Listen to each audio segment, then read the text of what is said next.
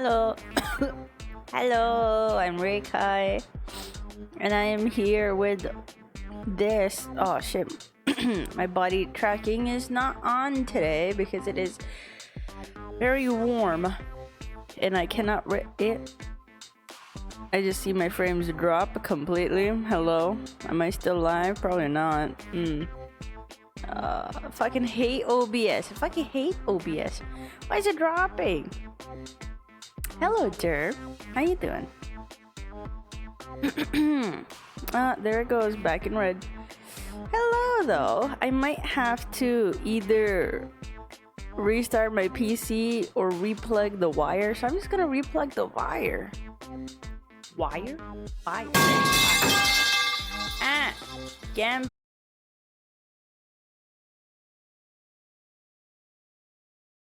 OBS doesn't want to reconnect. Okay. Is it reconnected? Alright. I don't know why it's so delayed. It's so delayed. At least in my eyes.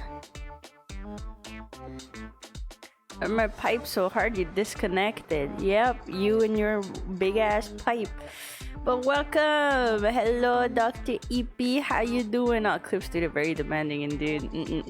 It's not Clip Studio, unfortunately. It's my model. I run everything on one singular PC. I am thinking of getting my old PC, my old laptop fixed, just so I can run my model entirely on it. Either that, or I get a new phone. Which I don't want to because it's expensive. But I probably will get my old laptop fixed just so I can mess around with VC Face a bit more. That way I will be able to run my model on on games as well. Isn't that exciting? That's so cool. It will be laggy as fuck, but oh well. But welcome EP Healing, Gambit. Derp, hi, how you guys doing? We're back good. Currently on WooWa doing catch up. Let's go.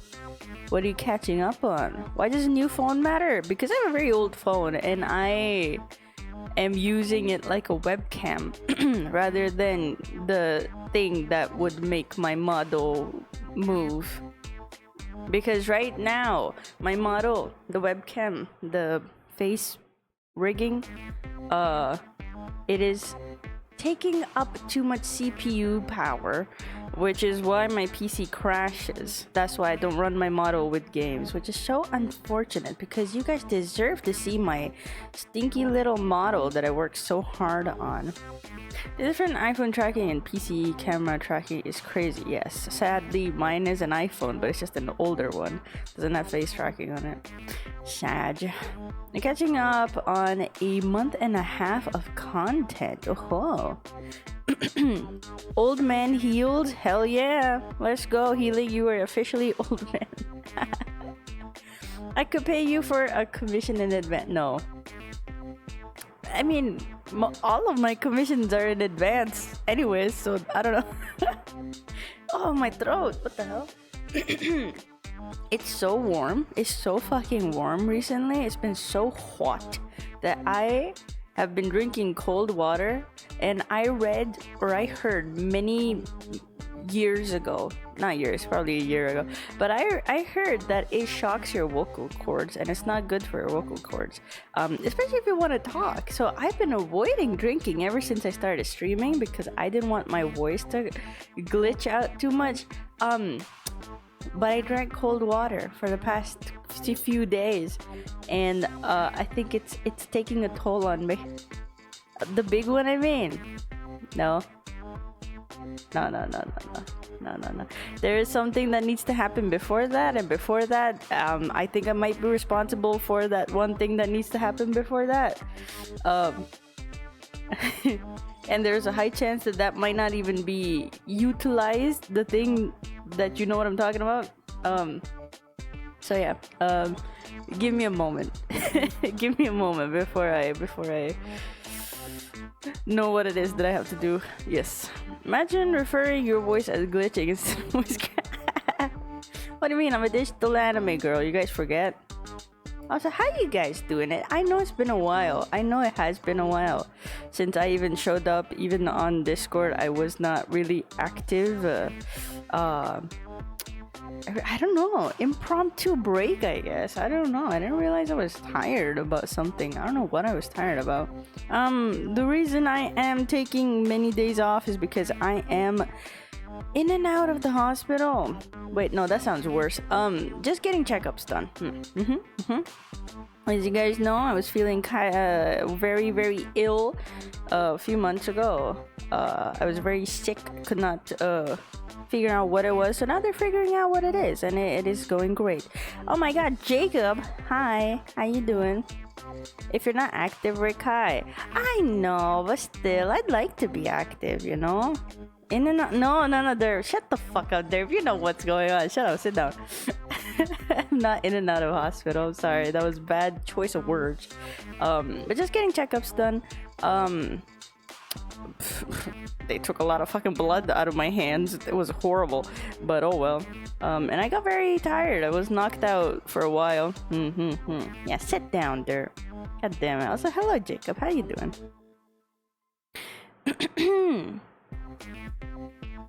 Yes. My brain glitched. I don't know what I was gonna say. So glad to see you back streaming. Thank you, Jacob. So glad to see you as well. How you doing? I will be also. How fun. I'm going to take just a couple of moments because I know many people join a little later. But I like to start yapping earlier. So I'm just gonna wait just a couple of minutes, don't worry. And then I shall teach you guys how to color. That is my goal today. Finally doing that art tutorial shit that I talked about so many years ago. Did I plan anything? No. Do I need to? No, not really. I think I'm going to download this VOD and edit it down and re-upload both the VODs and the edited version of it. I wish I could separate it. Maybe I should stream to YouTube as well, just so it would be separated. I'm doing good, thank you for asking. Hope all is well with you. You're awesome. Oh, thank you, Jacob. I'm doing grand, actually.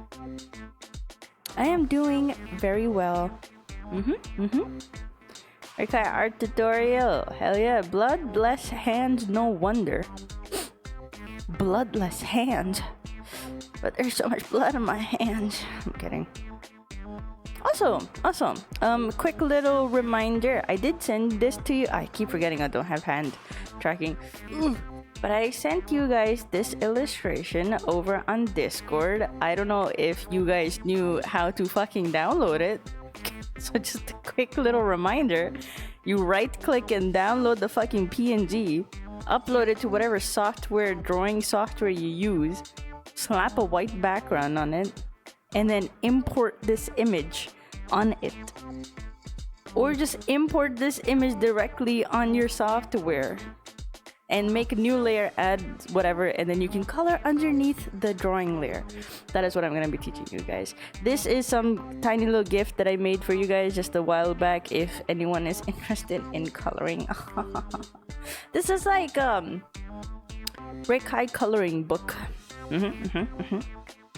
And you guys can choose any colors you want too. I mean, it's not strict. I will be teaching you guys the basic of coloring. The basics, sort of. Not necessarily how to color me. I will be kind of going back and forth on both things. So, you know, the rest is up to you. YouTube stream. Are you down for YouTube stream? Are you gonna watch like both streams simultaneously? Like Twitch and YouTube? That would be fun.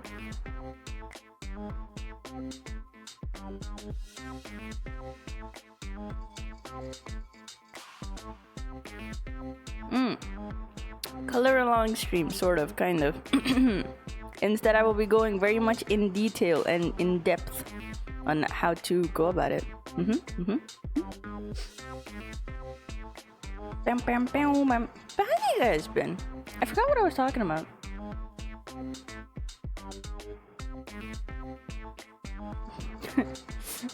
I forgot what I was talking about.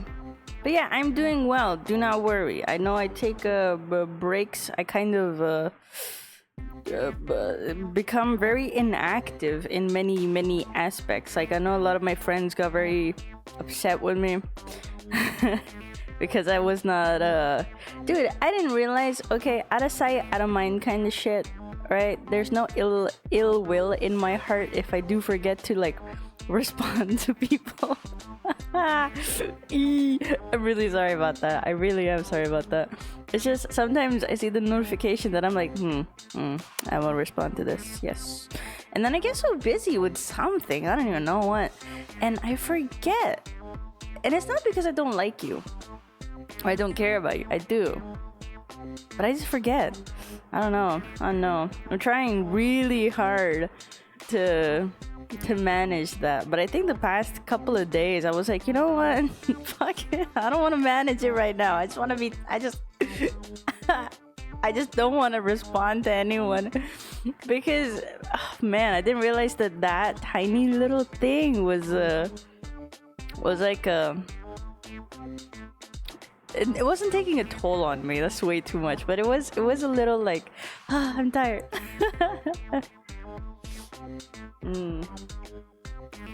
I know I didn't respond to a lot of people. There's still some texts that I have yet to respond to. Sometimes I don't even know how to respond.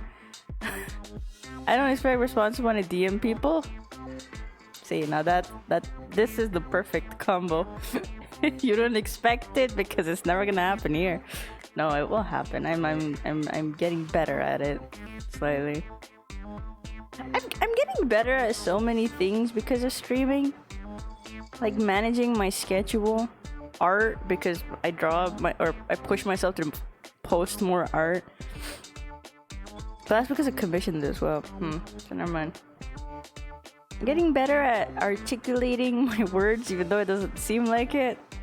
I'm getting better at speaking publicly. I'm a very shy person. Can you guys tell? Dude, just fully waiting for replies. No, dude, it's worse on Twitter because in my mind it's been registered that half of them are just gonna be like porn bots, and so I don't even bother opening them anymore. And sometimes I get hidden commissions in my DMs and I always never respond on time, and it is the worst thing ever. Takita told me like 2 weeks ago I was yapping with Healy. She literally sent me a screenshot. 2 weeks ago I was yapping with Healing? What do you mean? Who was yapping with Healing? Takita was yapping with you.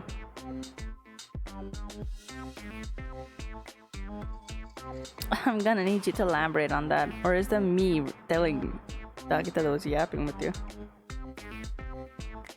Unless I wasn't. Oh, that's a lie.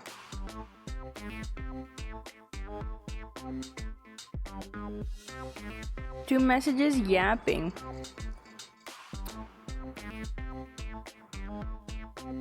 Hey man, 2 is enough, more than enough for many people too. That could happen. I forgot what I was talking about. Oh well, it's gone forever now. Out of sight, out of mind. I put a little less cocoa powder in my shake and now it doesn't taste that good. There's also no bananas in it, so it doesn't taste that good. Sad.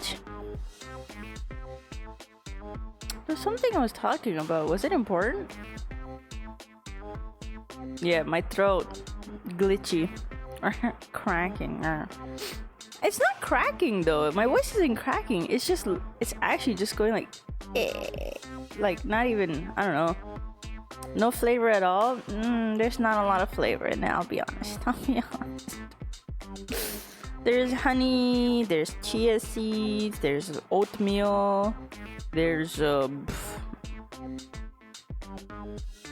honey. Did I say honey? There's honey in it. And cocoa powder, but slightly less because, I don't know, I thought maybe I should cut sugar completely for funsies, but things are bad. We're talking about doing a YouTube stream. Oh yeah! I really do want to utilize my YouTube a bit more, so I've been thinking of like different things that I could do. Either it's going to be like a simultaneous stream on YouTube, I'm not gonna be so honest. I'm not worried about chat or anything because it's gonna be the first few streams. I don't think anyone's gonna show up anyways. And even if someone does, it's just gonna be a couple of people, so it won't be that hard to manage chat. And I don't think it's really gonna take a toll on my PC all that much. Gonna be honest with you. And now I know there's ways to like merge chat together, so I'm not too worried about that. But what am I worried about? I'm not worried about anything, but just general idea. It's all about setting things up, honestly. I have yet to do that. Other than that, I've been thinking of a lot of things I could do for YouTube. Art streams is one of them. Editing my gameplay of months ago from back in October and re-uploading those is definitely one of them. I really enjoyed my Outlast stream. I think even looking back on some of the clips, not even the clips, I watched the fucking VOD as well. It was so good. It was so fun. I'm fucking hilarious. But time to watch 2 Rekai streams. Good luck with that. You can hire YouTube mods to keep your chat safer, especially those who want to self-promote. Ah, Jacob. Let me tell you some lore. Do you know how long it took me to finally accept someone's help when they offered to mod for me? Do you know how long it took? Well over a year. Or at least 6, 7, 8 months of the help being offered to me. I'm too shy, okay? I can't. It's fine. I don't need YouTube mods. I think. I don't know. Do I? I don't know. No, that's another thing I need to worry about. Fuck it. Never mind. I don't need YouTube. I need to stream on YouTube. It's fine. Right. Wait, well, I was saying something. Yeah, a few ideas I've been having lately. Man, I've been watching way too many people do covers and I'm feeling very inspired. But I don't know anything about like singing and music recording or anything like that. I think you can get like music only. Rekai, shh, sit down, shh, don't tell anyone. But I didn't know this, but apparently some people take the music from the actual source with the vocals removed and just put their vocals on it, and that's allowed? I didn't know that was allowed. That's kind of crazy. I thought you had to record your instruments by law or some shit. I fucking know. Otherwise they take your videos down or some shit. I don't know. But yeah, I've been thinking about it. I've been considering it. Thing is, I know a lot of our artists in person. I know many of them. I know many of producers in person, but I don't want to tell them about my VTubing stuff. So I'm on the fence about it. So it's gonna be very scuffed until I tell them, and then it's gonna go crazy. Insert jumpy derp here. Dude, that should be an emote. That should be one of the animated emotes. But I think we should keep it Rekai based, at least here. I think we can upload animated emotes on what's it called? 7TV? No? We can upload one.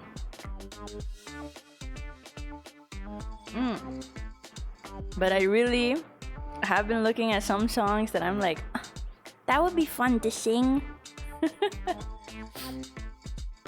You know, I take every single thing you guys tell me into consideration, be it karaoke streams, covers, dancing, whatever you guys say. Literally whatever you guys say, I'm always considering it. And I consider all the possibilities, and then I consider it to the point of actually working on some of it and really weighing out the possibilities. And then being like, oh yeah, that's probably doable.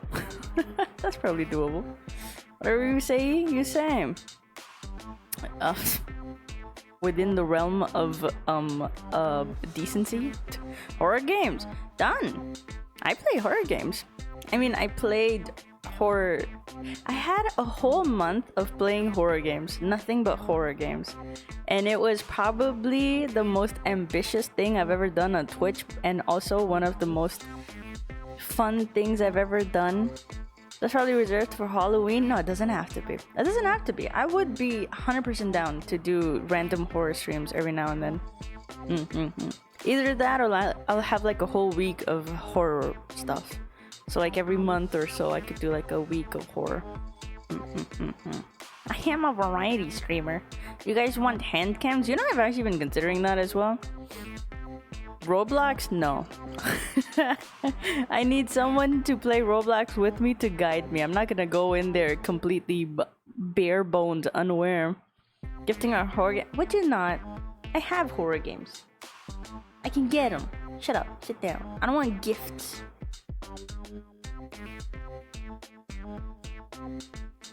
Even that I've considered, but only just a moment. For just a moment. I was See, that's what I'm talking about. I consider it quite a lot because you guys' input is what makes this channel worthwhile, you know? Or at least that's how I know how to... I mean, that's how I know what to do, you know? I could do anything. I have way too many ideas. And I find it very difficult to narrow it down most of the time. Gifting Rekai horror games? No. And I find it very difficult to narrow things down sometimes. Me, but I don't have a mic? Aw, you're gonna take me to the world of Roblox? Let's go. I love the enthusiasm, but let's see how that goes. What was I saying?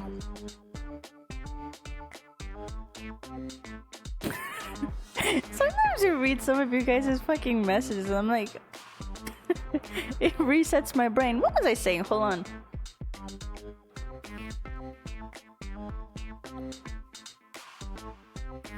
Something about considering shit that you guys tell me to do.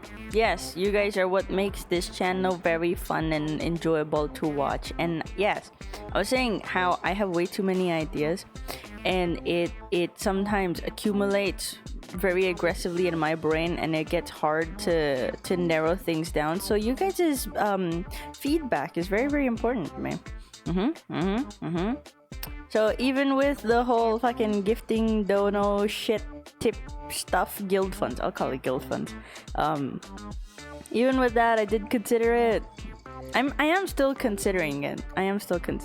Anything that you guys want, honestly, I am always happy to do. Of course, to a fucking limit. Don't fucking get crazy. Don't ask me to do like a fucking bathtub stream. I mean, I would. I 100% would. It would be the most obvious looking PNG of a bathtub with me in it, fully clothed. That would be my bathtub stream. Oh shit, what was I saying? But yeah, the whole guild fund stuff, that was funny. That was a little embarrassing moment, but that was funny. Anyways, I'm considering it, but I want it to be... Thank you for the hydrate. Let me do that.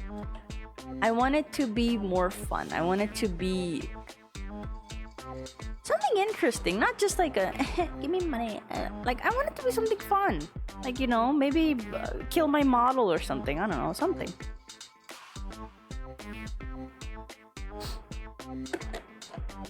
But I think I have yapped enough. Now it is a great time for me to start teaching you about the ways of the coloring. So hello, welcome everybody. I will be teaching you guys how to color today. I hope you're excited. Should I keep this music on? Kill your model? But Mayoshi, no. Model's dying, sorry. Hold on. Hold on. There we go. Something fun. Oh my god. Someone ate too many beans. Alright. You guys don't need that much BGM anyways. Hello everybody. Hello class. I'm going to be teaching you how to to draw today. Again, I've sent this illustration over on Discord, so you guys can go download it and color in with me. Isn't that exciting? Killing Rekai model, exactly. So personally, I like to start off with just blotting down all the colors. So you take the flattest brush that you have. I like this brush rather than the standard flat brush because if you'd notice, just the edge is just slightly softer, but not like airbrush quality soft. I kind of like that for the kind of line art I do. My line art tends to be a bit softer, but you know, you can pick any brush you want. I would avoid some texture brushes just so, I mean, unless that's your art style and you know what you're doing, but if you're very new, I would avoid texture brushes just so that you guys get the better hang of illustrating and coloring and all that great stuff. Isn't that exciting? Now, there are many ways. If you're on Clip Studio, other softwares, I can't really tell you too much, but there are different ways of doing it. But on Clip Studio, there's many ways to go about it. There's a bunch of brushes like these, which are basically using the reference layer. So you set the reference layer up here. I hope you guys can see them. But it's like a tiny little key looking thing.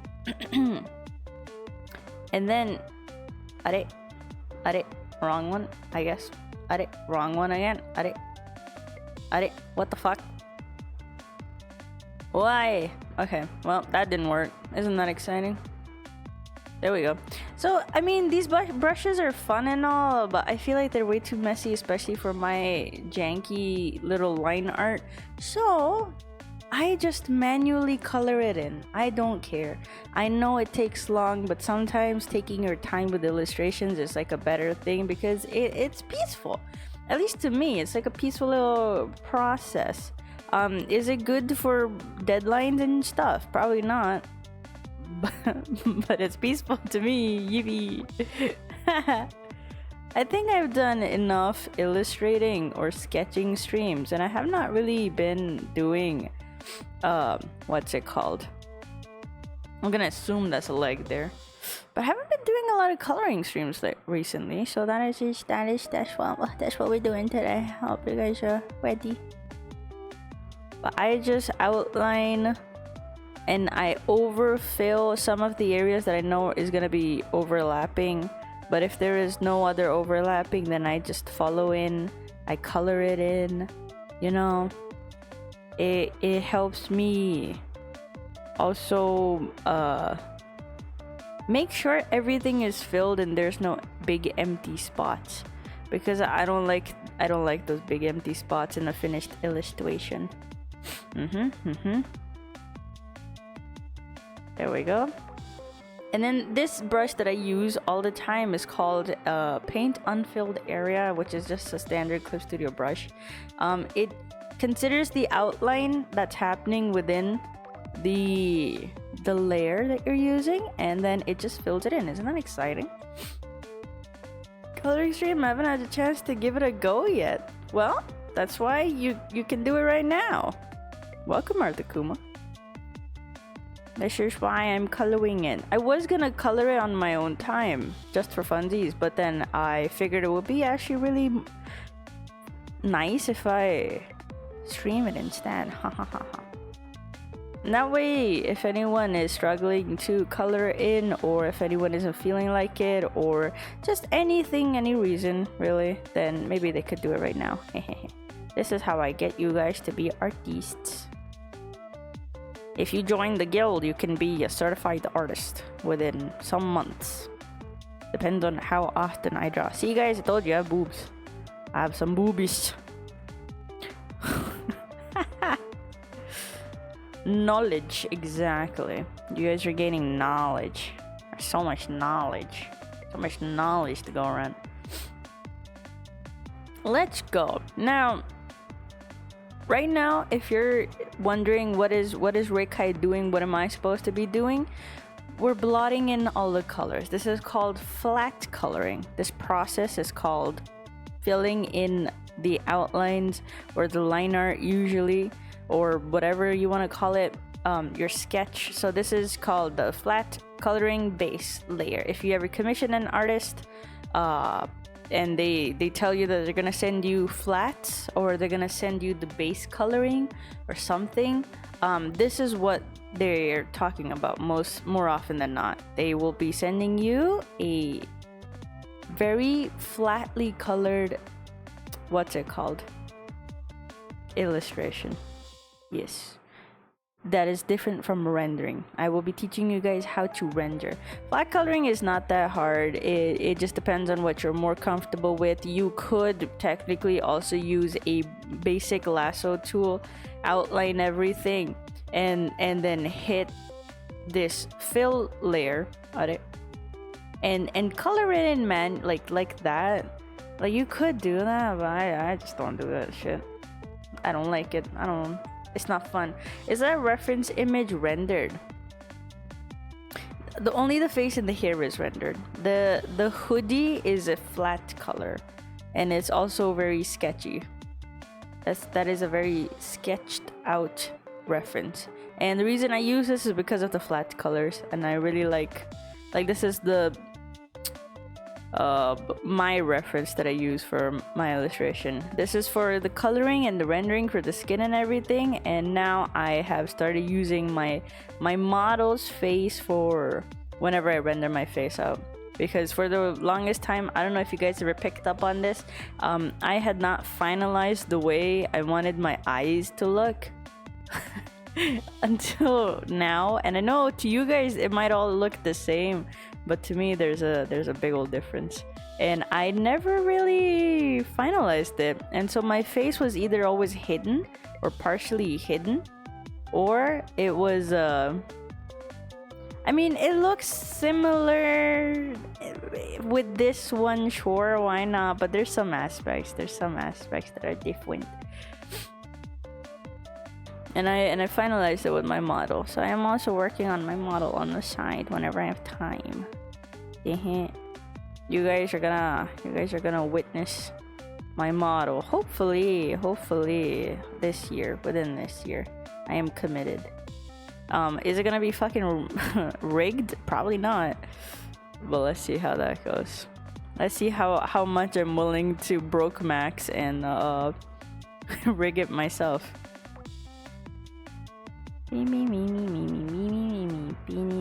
Because the riggers that I really like way too expensive, which is valid, 100% valid. It is a very long, tedious process, so I'm not even complaining about it, even though it does sound like I'm complaining about it. But I appreciate it. I appreciate the hard work that they put in. I mean, there's a reason why their rigging looks so good, you know? Do I know their names? Do not ask me. I don't remember you usernames too well. Sorry. But I will send you guys like a... Actually, no, I'm not gonna send you guys a link because I'm worried. What if you guys commission? I'm worried. That's why I don't fucking share my favorite artists with you guys anymore. I'm stressed. You guys stress me the fuck out.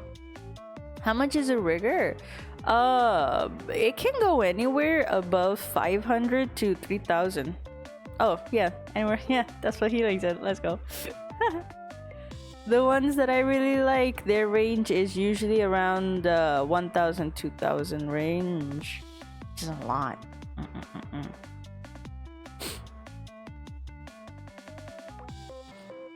A lot of artists I've watched don't use lasso. I'm so used to seeing manual coloring. Because let me show you the difference between two circles. This is a circle with my favorite brush. It's called a Yoti pen. You can get it from Clip Studio Acid Store. And this is what it looks like with a lasso tool. So I made a circle and I fill it in, right? Let me... Please. Okay. You see the difference of it? I don't know how much you can tell with the size, but this has softer edges compared to this one. This one has a bit rough edge to it. And sometimes with a black outline, there's like, I don't know why it happens with certain softwares, but there's like this white outline that shows underneath the black liner for some reason. and I hate that more than anything. So that's why we color in manually. Are there any common mistakes you see beginners make, and how can we avoid them? That's a great question. Common mistakes is not observing as much as they should, and relying heavily on references. I think that is a big old mistake. Using references is a really, really good thing. I agree. But you need to get to a point where you don't need references. You know? I often do not use references. I know a lot of people might say, shut the fuck up. But I feel like depending too much on references limits your creativity quite a lot. And if you really want a really crazy dynamic pose, it would become really hard to replicate, or at least to put it, what's it called? It would be hard to showcase a dynamic pose, a dynamic setting, or maybe an unnatural pose without limiting yourself to very little amount of references that you might find. This is a certain pose that I did not really reference. The only thing I saw was these legs and someone bent forward running, sort of in a position. And I saw a couple of them, and then not using them as references, I then illustrated my own version of it. So I look at a bunch of pictures and images and reference poses and stuff like that, but I don't copy from it. I don't try to replicate what I see. I try to absorb every single thing that I see, and then get inspired by it rather than base everything off of it. That way you were able to make something more unique to yourself, your own art style, maybe, because this is like a very, very like basic anime art style, right? Like you would see this anywhere, everywhere, sure, but some people have very unique art styles, and what are they gonna do when they find like a hyper realistic pose? They won't be able to experiment within their own art style anymore. And then if you have a specific art style, again, some people try to replicate their favorite artists quite often. I am really fucking guilty of that, but that's because I really genuinely like that art style, and I wanted my art style to look like this, so I worked really hard for it to look like what it looks like right now. Yes. It is heavily inspired by Genshin, in case you guys couldn't fucking tell. And it is also heavily inspired. My coloring is very heavily inspired by a beautiful, lovely artist called Kuroshiro, I believe. And the way that they color their pieces, so it's incredibly amazing, and I think it's really cool. And a bunch of other artists that I probably will make a list of one day, and I will like break down. Ooh, Ask from Arknight. That one artist, I am so in love with their art, like crazy in love with their art, and the way that they illustrate and color some of their pieces, all of their fucking pieces. I took a lot of inspiration from them as well. You might not see that much inspiration, but it's there. It's very there. But that is one artist that I really, really love, and I really look up to quite a lot. But I do think heavily relying on references is probably it's a good starting point to an extent.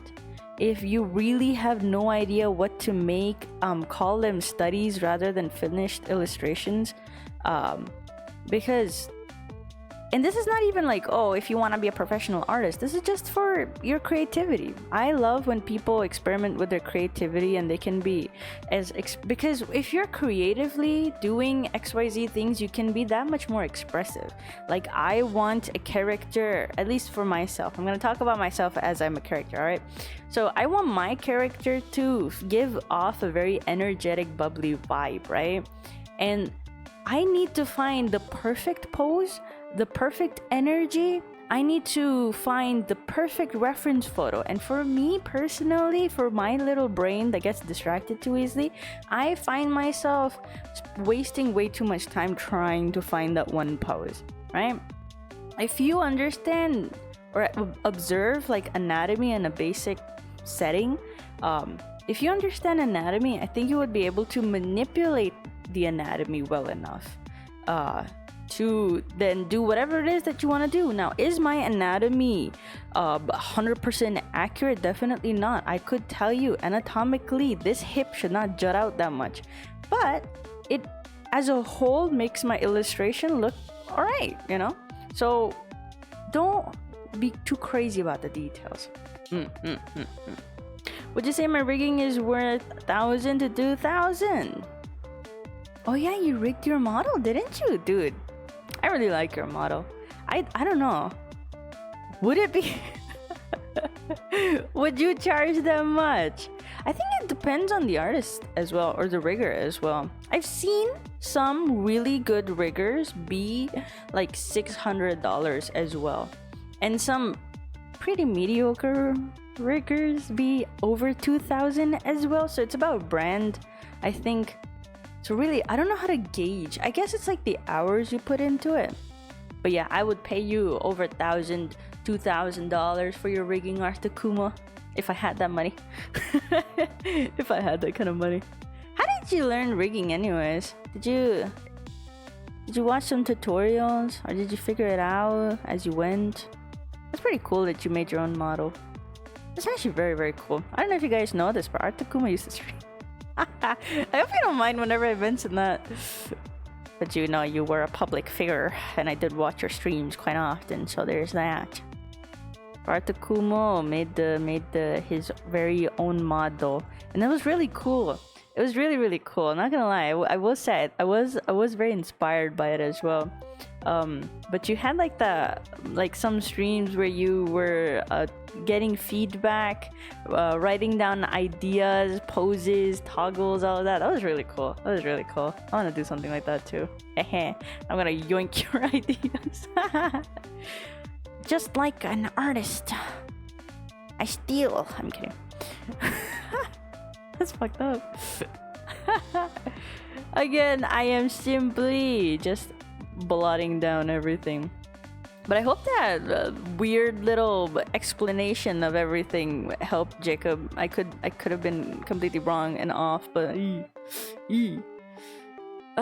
who from Arknight? Ask is an artist that works with Arknight, I believe. Yeah, if I'm wrong, then fucking sue me, I guess. Whoops. But I think it's Ask. What's one thing you wish someone had told you when you started learning to color? Let me think. Great questions. Oh my god. Let's go. I wouldn't have known what to fucking talk about. Something someone told me.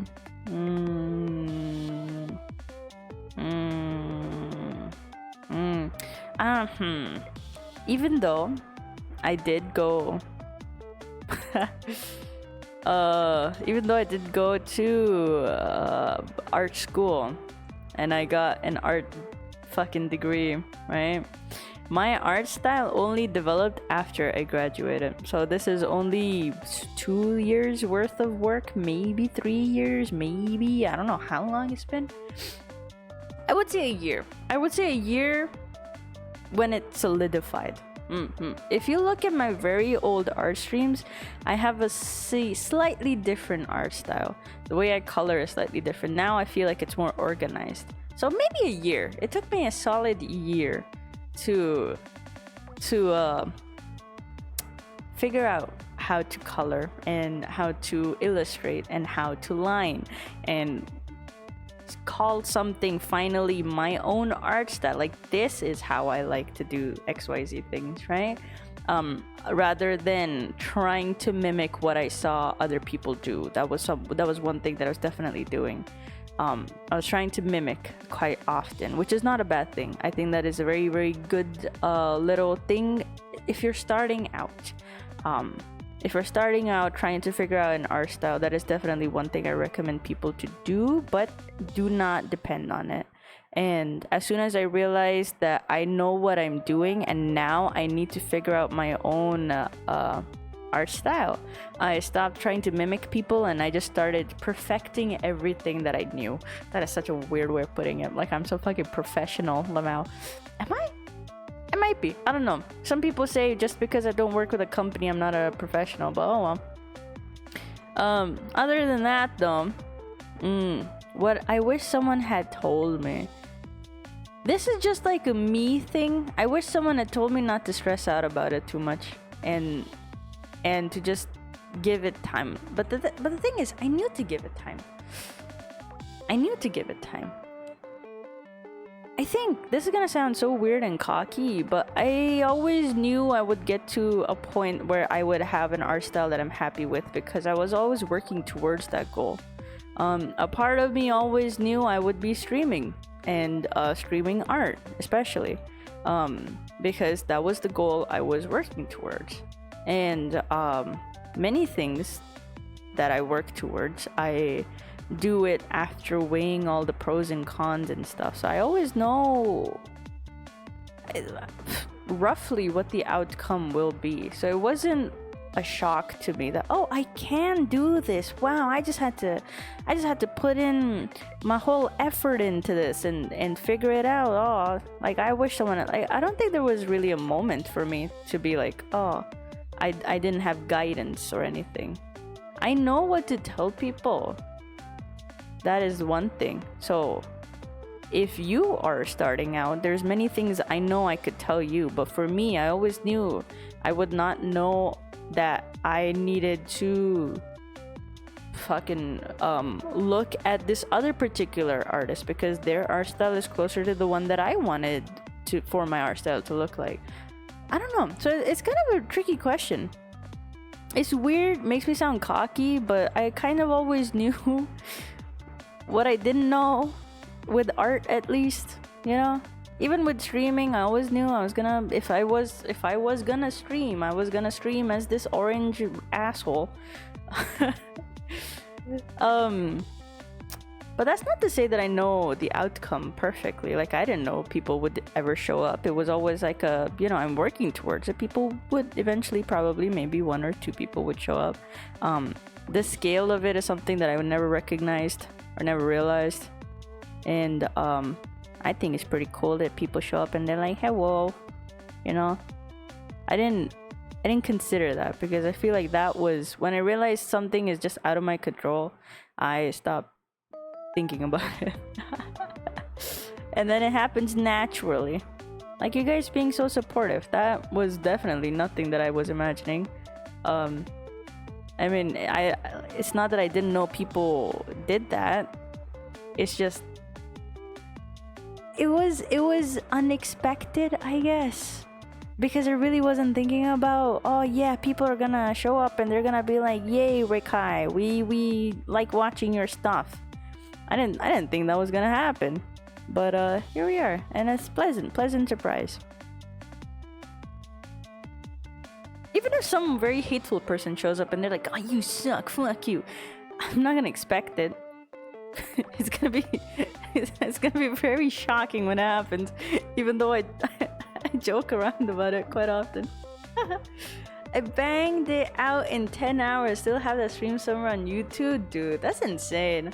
Steal away? Perfect. I have been ignoring you guys, shorty. Searchers artist. Yeah, amazing art the person has. Oh, is that a character? I suppose. Oh, the red hair lady. Merely Wufei has like the best guides to rigging. My first rig took a week, but by just following hers, I got it done in under a day. Damn, I'm gonna have to check them out. I want to know how to rig. What the hell? What's your go-to way to fix a coloring mistake? Oh, planning. I plan everything. I'm very meticulous about setting the canvas properly or setting things up for myself. It's kind of like 2 ways of cooking, right? don't fucking laugh at me. But there's two ways to cook. One, you have your little dishes, you have your little ingredients all mapped out, measured, weighed in, and you put them all aside, and then you have a big pot stirring, and then all you have to do is add them at the right time, right? That's one way of cooking. The second way of cooking is you have a big pot already, and then you rush around in your kitchen grabbing the different items and then pouring them in and sometimes eyeballing it, right? Those are two different ways that you can cook. I cook, not actual cooking, but the way I illustrate is like the first one. I make sure that the base is perfect for me. And that means having multiple layers. Each color is on a different layer, even if they're the similar colors, but I know that they're gonna overlap one another and I want to add specific details. So the eyelashes and everything on the face is gonna be on different layers. That way, if I feel like this orange was wrong entirely, funny thing else that I do, I suppose, is when I shade the colors, it's also on a different layer. And then when I add highlights to a specific color, that's also on a different layer. That way, if I have to adjust anything, I just go to that layer. I am not like, I don't get why people shy away from adding layers. I mean, maybe it might destroy your PC, sure, maybe. But it really doesn't affect your illustration that much. It might look messy, sure. It might look a bit too much, but you can always group things together. That's why I'm always like adding layers, grouping them together, praying, hoping. That way I can adjust each layer, each coloring layer. And that's also good for if you want to either animate your illustrations or if you want to make a VTuber out of it. I don't fucking know, because I have everything on a different layer. All I have to do is like select certain aspects, merge them together. So yeah, pre-planning to make sure I can fix my mistakes later on. Because if the orange and the white was on the same layer and if I color over it, I wouldn't be able to erase it without jeopardizing the layer below. So prepping your canvas, very important. Very important indeed.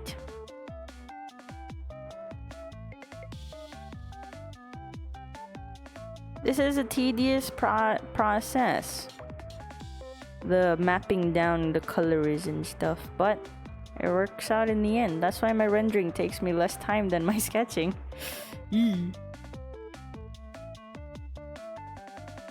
Every artist has a different way of doing things. You just have to figure out what's best for you.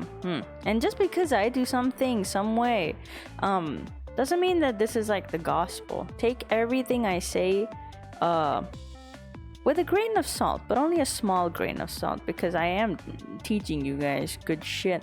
Trust me. Trust me. You're super professional. Thank you. You're professional about books. Thank you. How do you balance warm versus cool tones in your pieces? Ooh, interesting. Warm versus cool tones. You might have to elaborate on that. Are you talking about color palettes? I guess you could argue.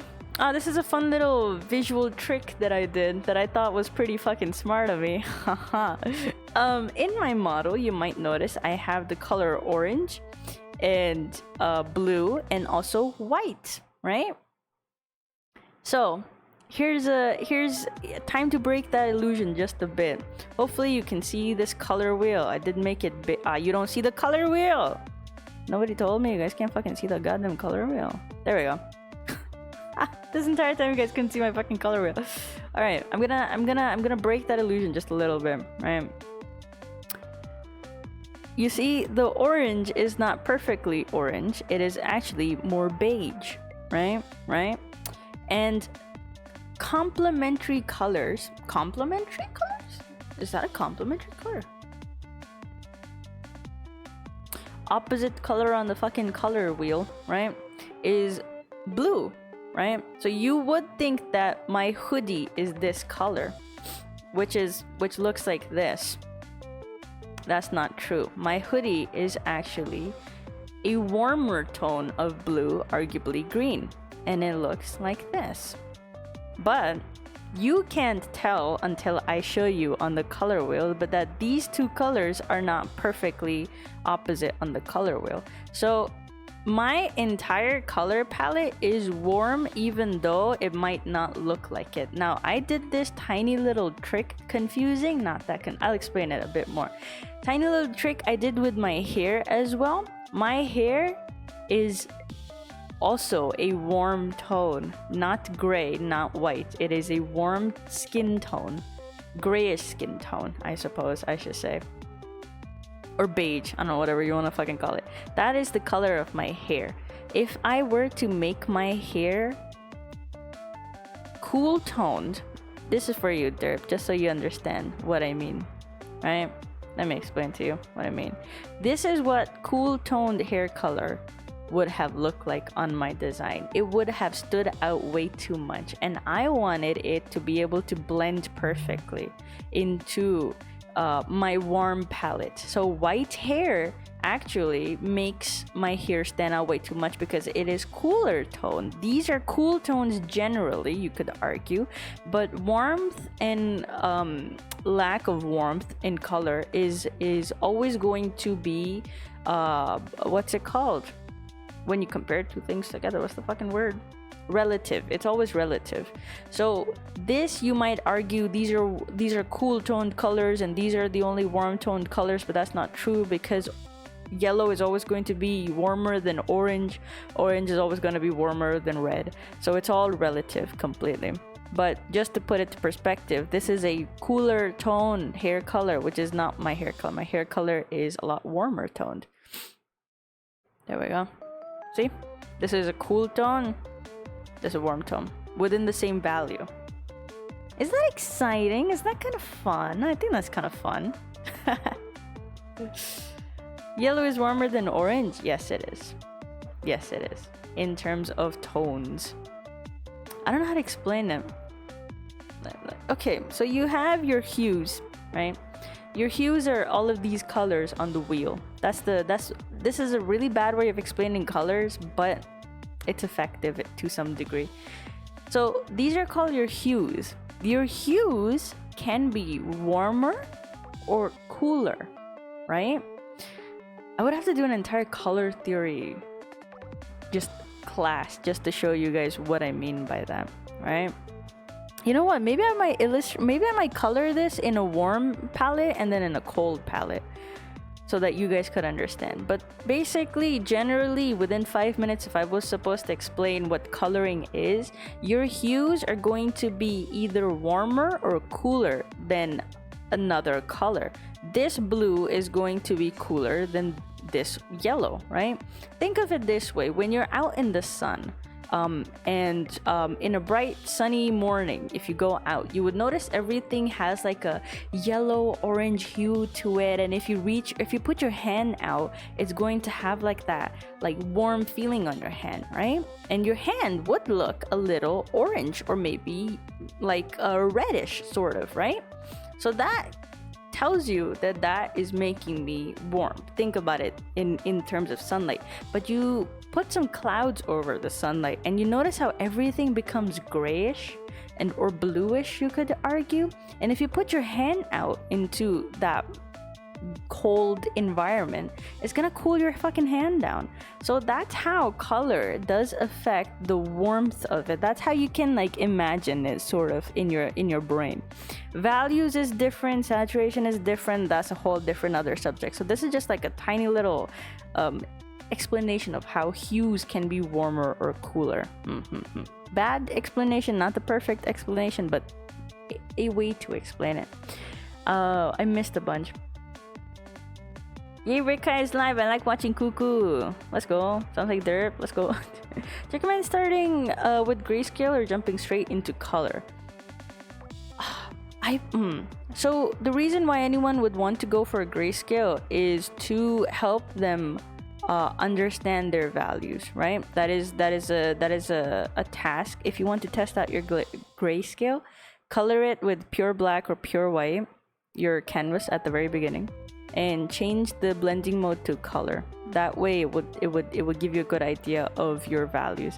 Again, not the most perfect way, but that is a way. Reason why anyone would want to do this is if they really want to manage their values, right? But I feel like a lot of artists do a really good job at it, because I guess it's easier to color this way, so you don't have to worry about like the warm and the cold and the saturate. I mean, no, you still have to worry about the saturation in this, but you don't have to worry about all of that shit while you're coloring this, right? You could try it if it works for you. For me personally, if I can skip a step to achieve the same thing, because at the end of it, you're still gonna color it, right? Like, unless you're a black and white artist, right? You're still gonna fucking color it in the end. So why put this extra added step in just to maybe understand your values, right? I do turn this on to sometimes help me navigate my values only when there's backgrounds involved. When there's backgrounds involved, when I'm actually professionally, I guess, trying to illustrate someone or trying to make a design for someone to make sure, especially if it's like a marketable design, I want to make sure that it is perfect, of course. So I will be turning this on just to understand the hues and everything. But if you do not understand how to utilize values, then I think adding the grayscale is or coloring in the grayscale is just going to be very odd, I suppose, because if you don't understand what to do with the values, like, do you, okay, here's the thing, people think your illustrations need high contrast, and when you think of high contrast, people assume that one color, or like the base color needs to be like light as hell, right? And then the other dark value needs to be like super dark. Like, this is how you determine the values of your illustration. But that's not true, because you need to understand how you want to differentiate things. You can have what's it called, a lighter value scale. You can also have a darker value scale. That is a whole other subject that I don't know if I want to elaborate just yet. I dropped everything. Hold on. I spilled my milkshake all over. Oh no. But that's like a whole other little fun coloring system. Ah, my milkshake. God damn it. It went flying. Forgot how much was in it.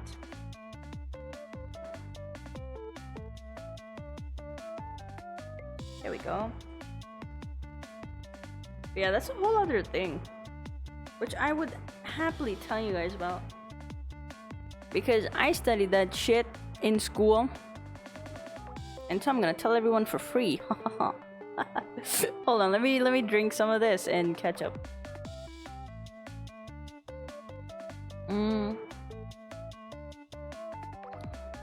Rekai doesn't like cool, she likes spicy tones. Got it. I do like cool tones. In my rendering, I hide a lot of cool tones. In this reference photo, there is very cool toned shading, which I think 100% saw it done by some artists, and I was like, you know what? Yoink that idea. I like that. But I know a better way to do this, which I will be teaching you guys after real soon. I will be showcasing it.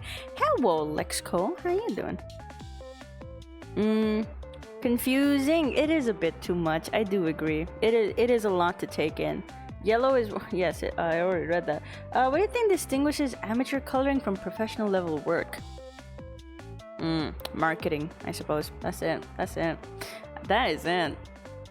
Man, it's so tricky with art, because when you want to compare a professional and an amateur, what setting are you thinking of? Are you thinking of in terms of video game artists compiling two art pieces together and comparing with each other? You need to meet certain requirements as a video game artist. Just a small example. As a video game artist, you need to reach certain requirements. Readability, recognizability, I guess, or some shit. It's me, Sna. Oh my god, it's Sna. You changed your fucking name? Let's go, Sna. Welcome back. So then you can compare the two artists and be like, okay, that's a professional and that's someone who just got into the industry, right? That's how you can compare. But if it's two random fucking artists on the internet, not even knowing about each other's existence, completely different art styles, like maybe one goes for hyper-realism while the other goes for like a very stylistic art style. You can't compare those two and be like, oh, that's a professional, that's not a professional. You can't do that. So I think settings matters quite a lot. What else? All this learning is making me hungry. Let's go. That means your brain is activating and you need to fuel your brain. You fall for it. Aw. Well, now I know who you are, Sna. Now what? Did the milkshake on the PC? No, it fell on my mat and my hands, so my hands are a little sticky right now. The sugar completely went away. I mean, granted, I put honey in it, but still, it's not sweet anymore. What the fuck? That's how you get all the boys in your yard? No, I don't want the boys. I don't want the boys. Not in my yard.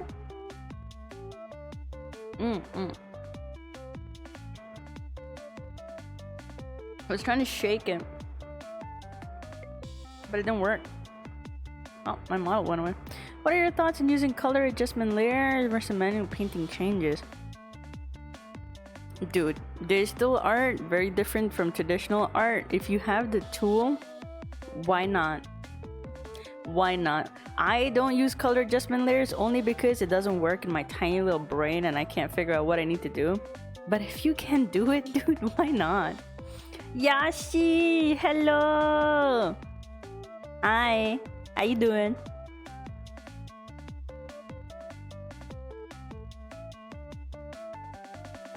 I'm trying to chug down a very thick milkshake. I'm sorry, give me a moment. But hello, Yashi, hope you're having a wonderful time. Hi. It's been a while. Damn, I look down and my model goes crazy. What the fuck? Hello. I would wave, but I don't have my arms working right now. Going to wake your brain up. Let's go. Ask away. I did teach art to a bunch of kids for 2-ish years when I was in school. That was pretty fun. How you? I'm doing good. How you?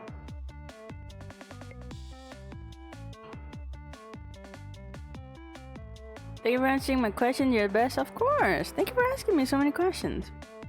I appreciate it. And I hope I really helped. If I didn't, I'm sorry.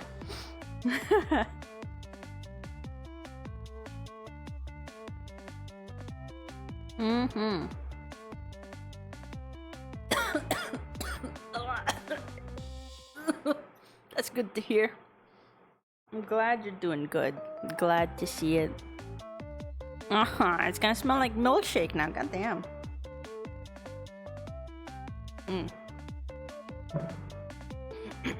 Let me grab a tissue. Hold on. Wish me could be great at drawing like you. Well, that's why I'm teaching you guys. Now you can be even better than I am. Fuck, what the fuck? Ooh. But yeah, I'm just doing base coloring right now. I haven't really gotten into the nitty-gritty stuff. But give me a moment. I need to go find a tissue paper. Hold on. Wait, I did mute myself. Ah.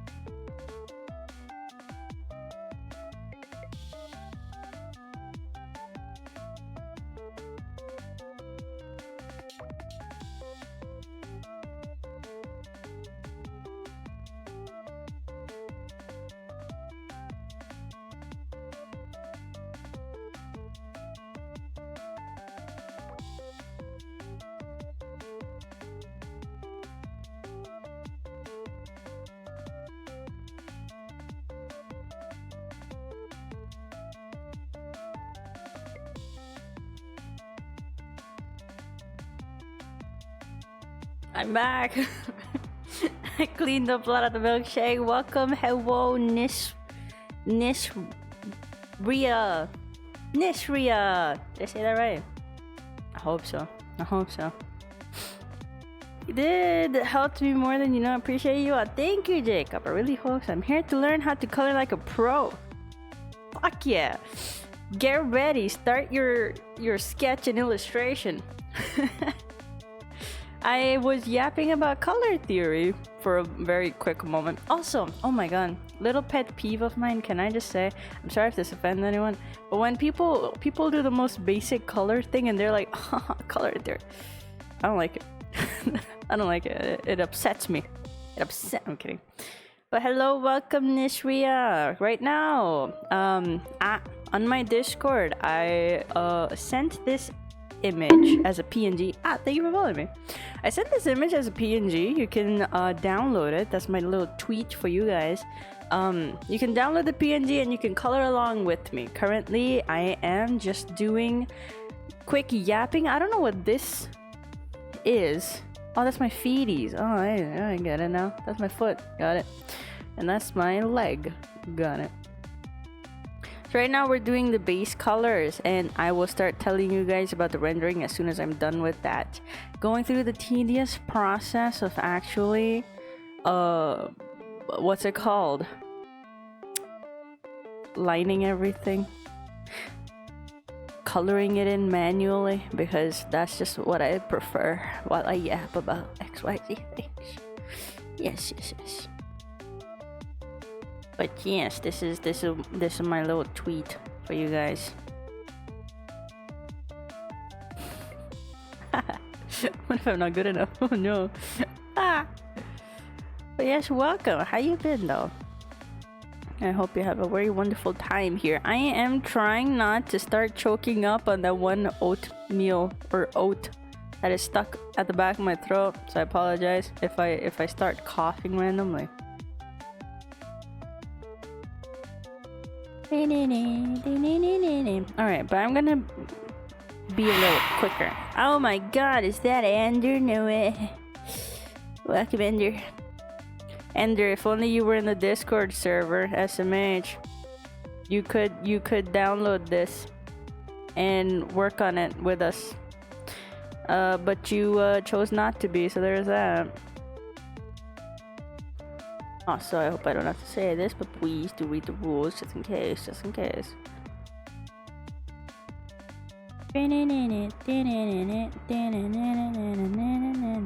we go. There we go. That's the orange done, and now we do. Look at that. That's my hair. Got it. And now we do the skin color. I do have this image somewhere on the Discord. I don't know fucking where. But if you guys want to color exactly the same as me, feel free to do so.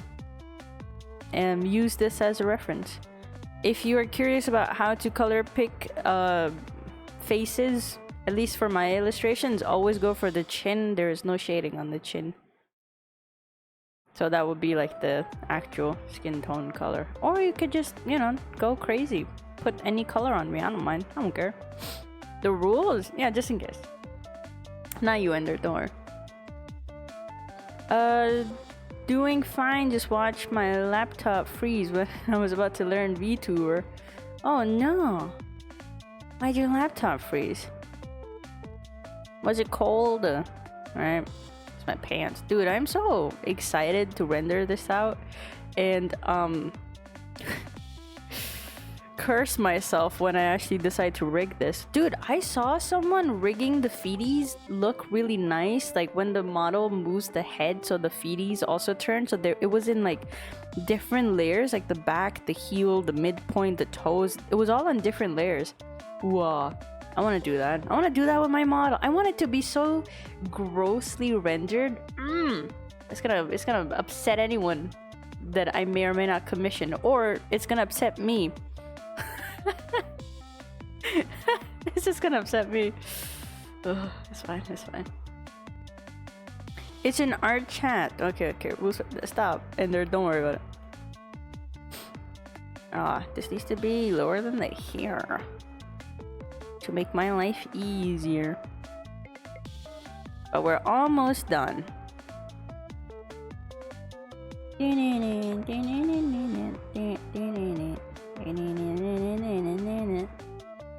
I think I still have yet to actually figure out a more effective way to sketch, because I feel like I take way too much time with my sketches.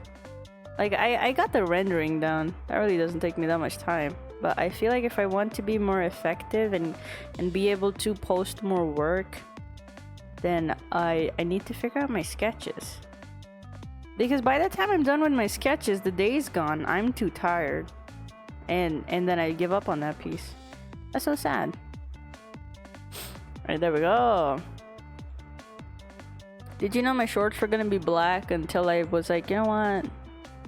I don't want anything completely pure white or pure black on my design, because that's what I used to do all the time for designs, and that was like, I don't know, it felt like I wasn't being creative, and so I pushed myself to not have a basic color in my design.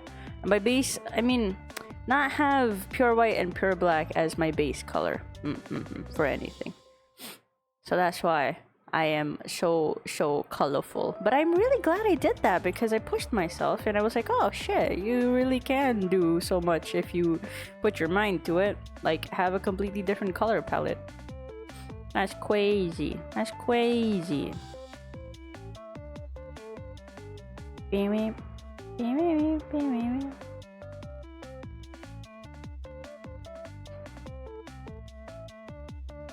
we go.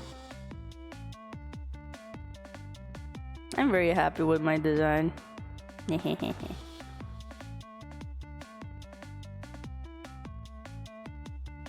Very proud of how far we've come. Alright.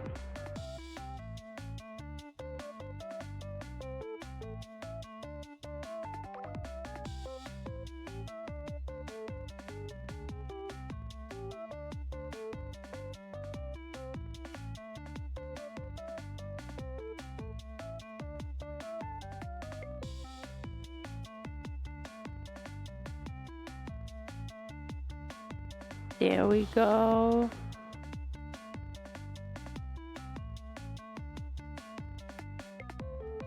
There's still some oatmeal stuck in me.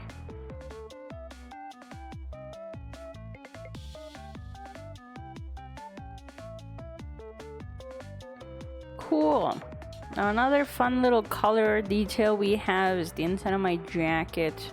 It is the slightly different orange color, which is not perfectly yellow, but it also doesn't stand out too much, which I like.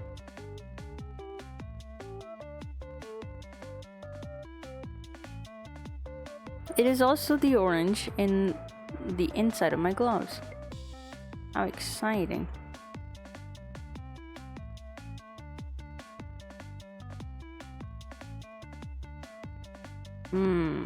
That's the inside.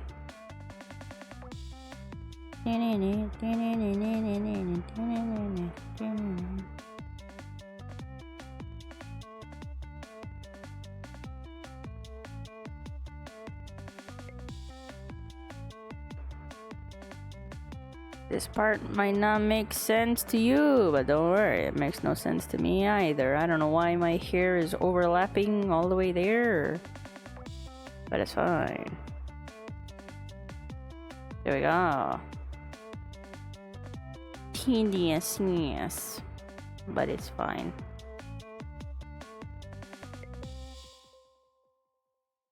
What would it look like inside my hoodie? I don't know anymore.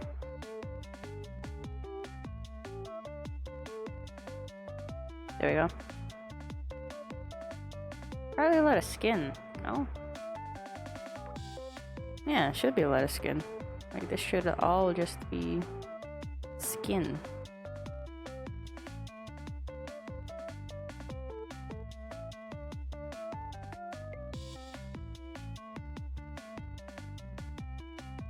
There we go.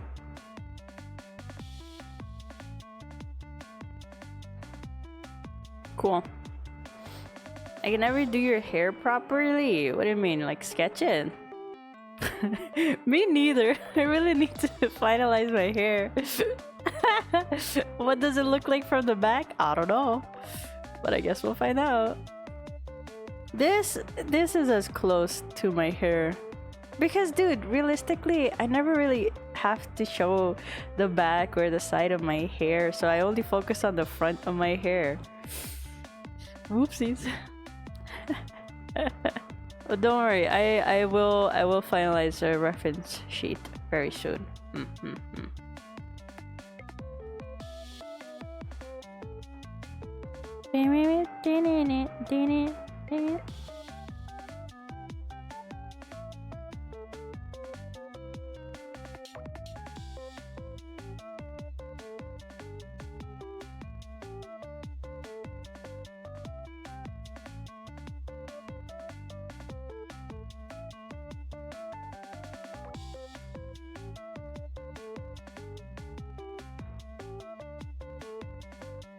There we go.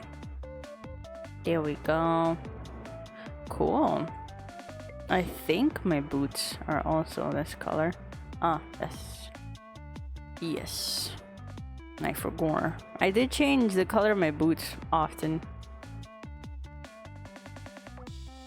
Not too much the outside, but more so the inside of it.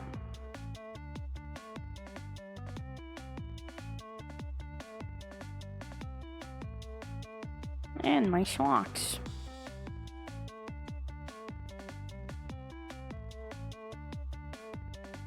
Also, fun little tip. Use this background, the grayish background, sometimes, so that your retinas don't get burnt off. Just a fun willow twip. Twip, trick. What am I saying? I want to be able to color with you guys anyways. I'm just now headed home. Went out to meet up with some friends that were coming through the area. Look at this guy. He has friends. Must be nice. I could have friends. I could have friends if I wanted to. If I just responded to them. I could have all the friends. I hope you had a great time with your friend, Gender. Look at this guy. Look at this guy. Friends. You don't have friends. Don't lie to me.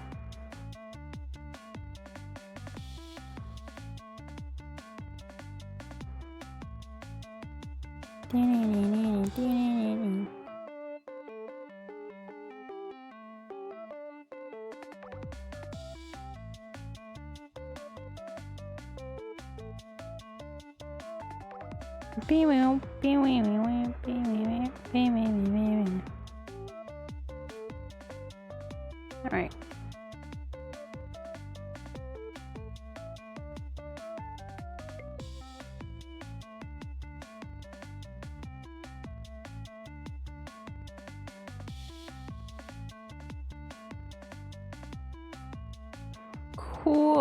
Cool. And then we take this blue. I think it is very cutesy when the shoes have all the colors of the design and it's not just one big color. I think that's one of my favorite things about my design, is that if you want to know my entire color palette, it's on my boot.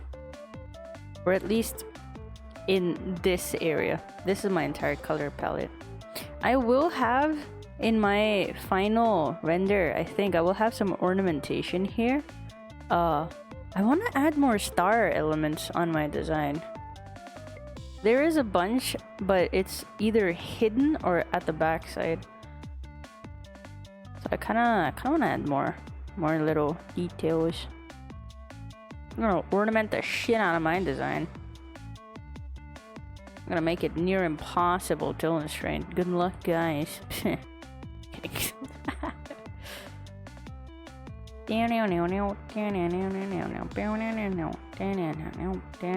Entire color palette. I don't see your hair color on that. I mean, you know, base main color. Come on, don't bother me like that. like my main color palette. I think hair is usually complementary colors.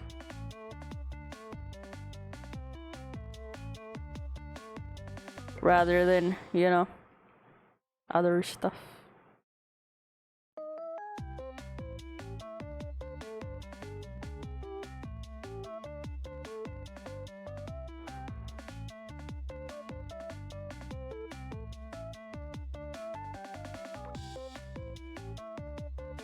There we go.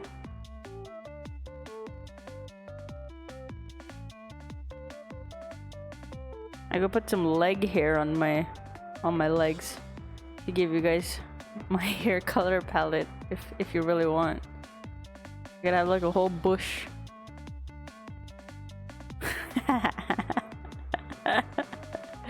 If you guys really want, I mean. No thanks. Damn, what's wrong with leg hair? I could have leg hair. It would be barely visible now that I think about it. You could only feel it. I'm like, oh wow, that's so soft. I wonder what that is. Oh my god, it's Rekai's legs.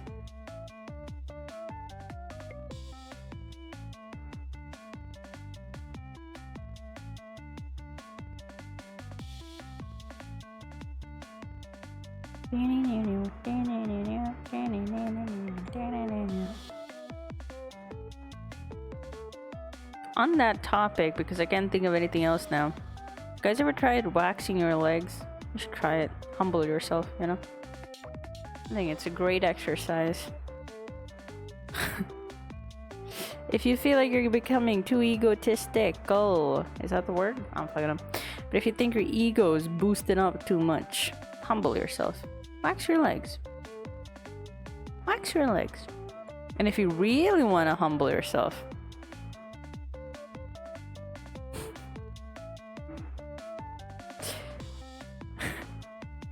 a great vocal exercise. Yeah, it would make you reach notes you never knew you could reach.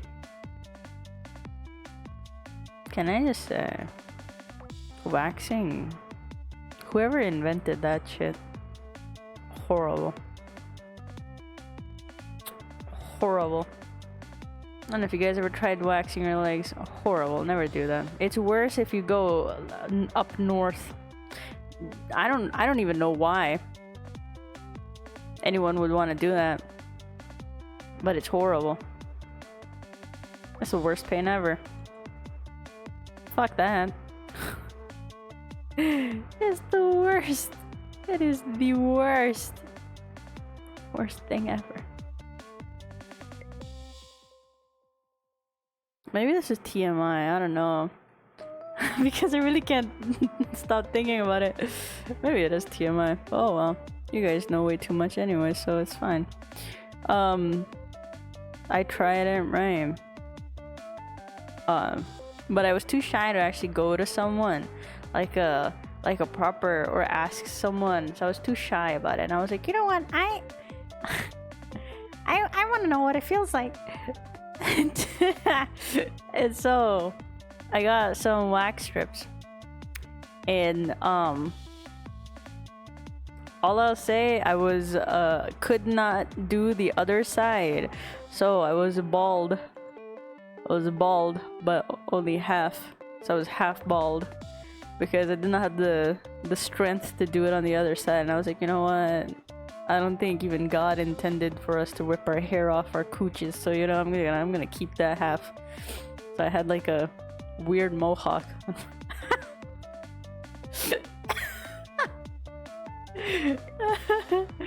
Oh yeah.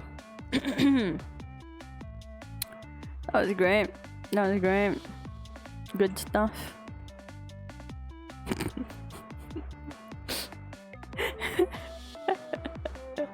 Man, I need to have like more things to talk about, because I think sometimes I just go into TMI territory.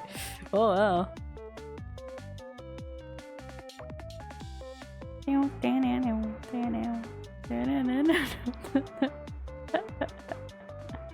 What? Don't judge me. I'm a survivor. I'm a warrior. I worry about you, Rekai. Why? Do you know how many women get their coochies shaved? No, not shaved. Waxed. It's natural. I mean, it's not natural. I think it's very fucking unnatural, to be honest. But oh well. If that's what you want. But so many get it waxed, and I don't know how they're so calm. I've seen so many videos, and they're just so calm, and I'm like, girl, how? I was dead. I was completely dead. Horrible. Worst pain ever.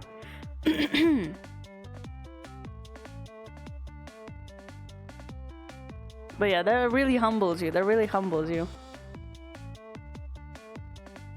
I don't pray often, but that made me pray. I don't pray at all, actually, but that really did make me pray. I was on my knees. I was like, God, are you real? If you are, help me. Medicated. Hey, man. That was my dad. Blame my dad. How old was I? I was like fucking 9 years old. I didn't fucking know. I couldn't even read. It was done by a professional who knows what they're doing.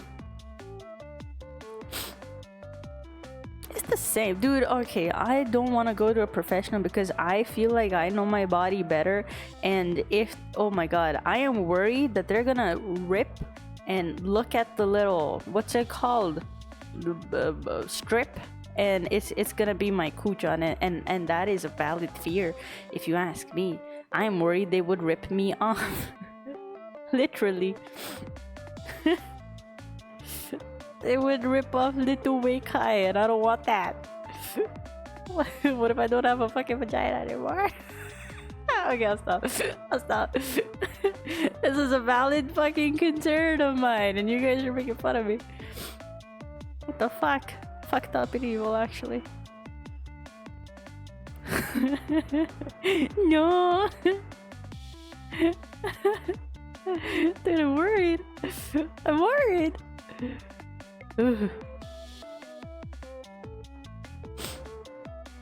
So I'll never get a nipple piercing. I'm worried one day I'm gonna wear a shirt, I'll look down and it would just be attached on a shirt because of the piercing. That worries me. I don't even have one. But it worries me. Every day it keeps me up at night. I think I'll stop. I think I'll stop. I think I shall stop right here, actually.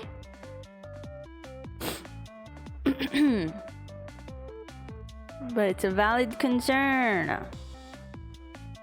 You guys are undermining my fears way too much. You need therapy? Why? For what?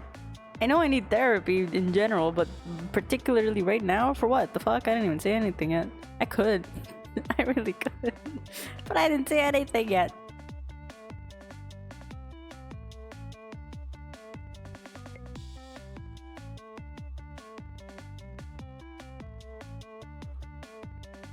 Will wear a hole through your shirt. No, it wouldn't. It's rounded. It gets snagged on the clothes you wear, but it doesn't get ripped off. You know what? When I feel like really disappointing my family, I'm gonna get a bunch of piercings all over my face. Because that would be cool. Actually, I would never get piercings on my face. I used to think it was cool, but now I think it's kind of lame. I'm sorry if anyone has piercings on their face, but I just think it's kind of lame. I like the way my face looks, sorry. I don't want it ruined with piercings, the fuck? I'm so cutesy. Actually, it doesn't look lame. Now that I think about it, it looks kind of cool. But only on some people. I think most people it looks kind of lame. Not gonna lie, I'm sorry. I'm sorry. And face tattoos. I think it looks cool on anime characters, but IRL people, it looks kind of lame. Unless you're very edgy looking. If you're like a emo individual, that looks cool. Can vibe with it. Can vibe with it. But if you're not, and you're just like a regular looking individual, I don't know about that. Like an office worker. Oh, actually, no, that looks kind of cool. Oh, I'm on the fence. I don't know about it. I don't know about it anymore. I agree with the second one. I don't want to lose my nips because I fall on my face while bicycling. Eee, imagine it gets snagged on the road, and there goes your nipple. I'd rather keep my nipples, thank you. I think tongue piercings are cool though, not gonna lie, I think that's kind of cool. But then again, I'm also the same person who thinks a split tongue is very badass and have considered it way too many times for it to be okay. But oh well. That's just me. Most of those rings are designed not to snag on stuff, yes, but if you ask anyone with a nipple piercing, it will snag. No matter what you do, it will always snag. This is what happens when I spend too much time coloring things in. We talk about nipples. Dude, there's so many weird piercings. So many weird piercings. I just thought of some, and I don't know if I want to even talk about it. So I shall keep it in my little head while I ponder.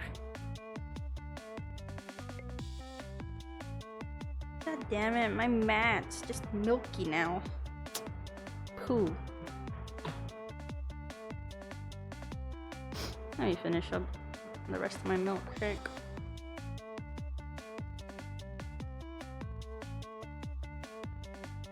I have a friend of mine who has theirs pierced, and she was bitching about how her piercings were holes through one of her favorite shirts. Maybe she has like a really spiky one. Why would she have that?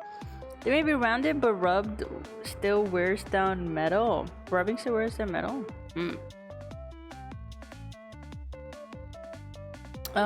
I see.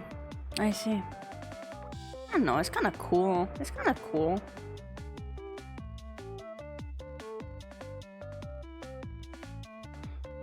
Material like t-shirts.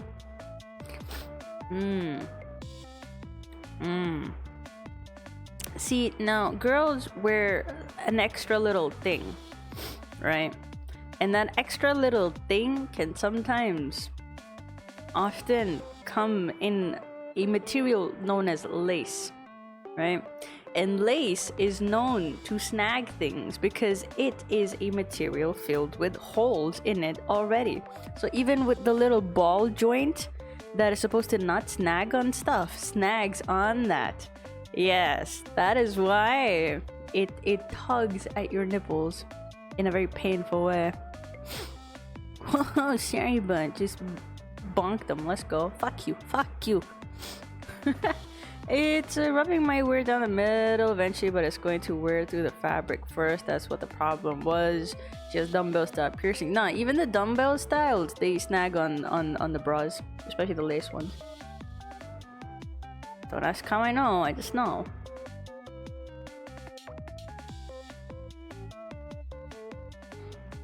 I think you're taking this too seriously. Damn. No, it's a serious topic. What do you mean? It's about nipples and getting snagged. Dude, imagine you have a piercing and it just rips out. No, thank you. My older sibling has a lot of piercings on their ears. My younger sibling also has some facial piercings. It's not fun. I do not. Ugh, I only have 2 on my ears. I always think about getting them because I think the aftermath looks really cool. But it's the during the healing phase that I really just don't want to. Can't be bothered.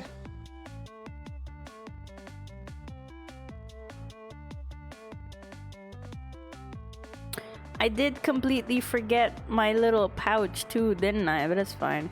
You guys don't need to worry about coloring that in. Because even I don't worry about coloring that in.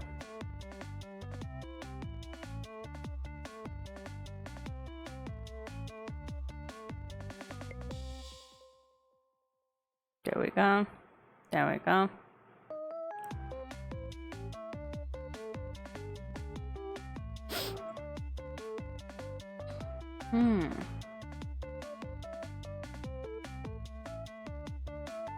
There we go. Cool. Now that we've got that done, never mind. I lied. I did not color in my teethies.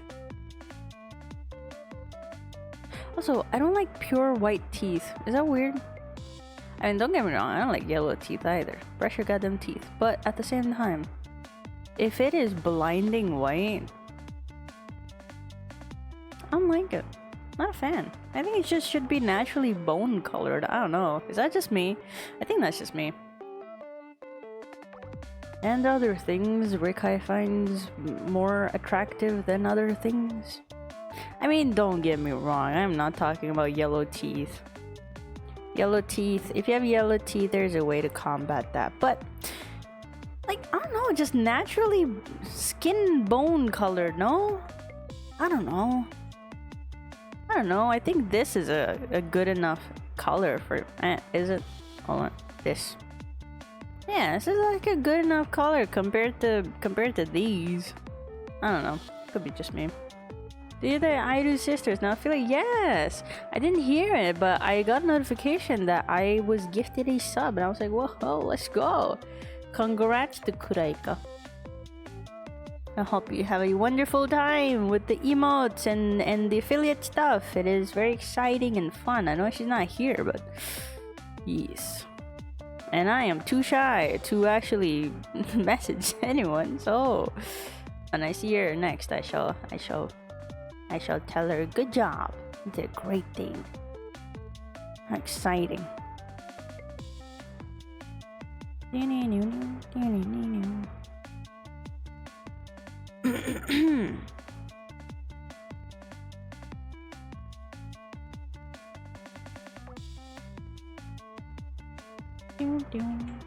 Alright, last thing done finally. Now I can actually start telling you guys how I render, which is not that exciting. It's not that crazy. I know it can be very intimidating to some people, but it's really not that crazy intimidating.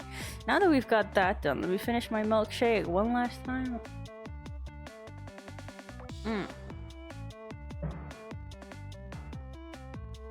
Ugh, fucking done. It got very warm by the time I was done with it. Nasty. Also, it fucking snowed. Like 30 minutes away from me. What the fuck? Bullshit, there's no time for it to be snowing. But it snowed. It fucking snowed. Sort of, kind of. It was more like rain and snow, but whatever. There's still snow in my books. And I didn't get to see it.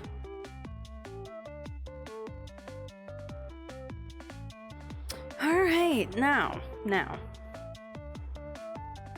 I hope you guys are ready for this.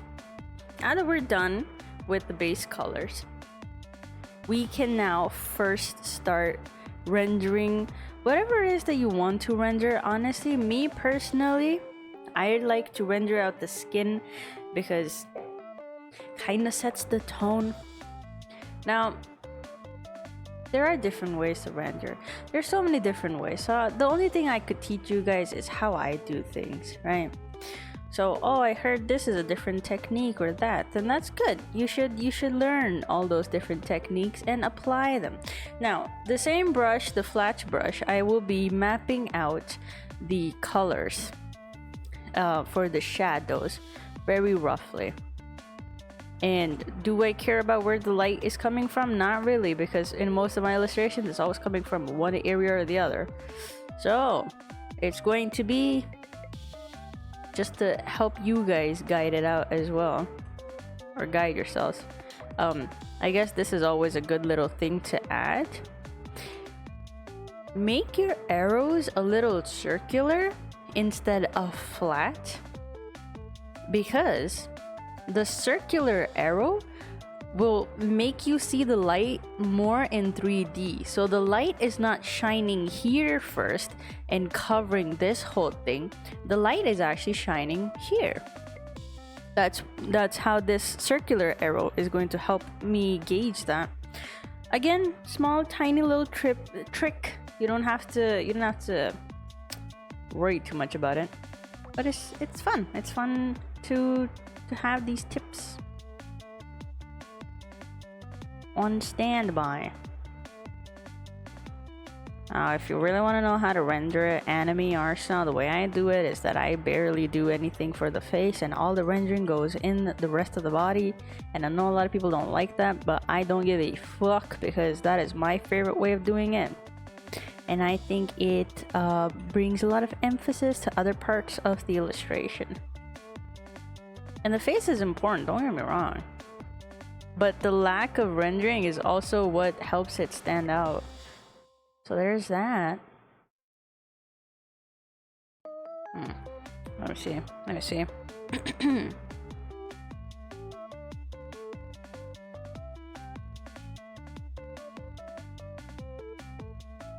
The inside of the mouth would also be darker, and then the top of the lip, and then you can add this as well. Now, since the light is shining like this, I think the most you could show it is on the nose. I don't like to make it too prominent, to be honest.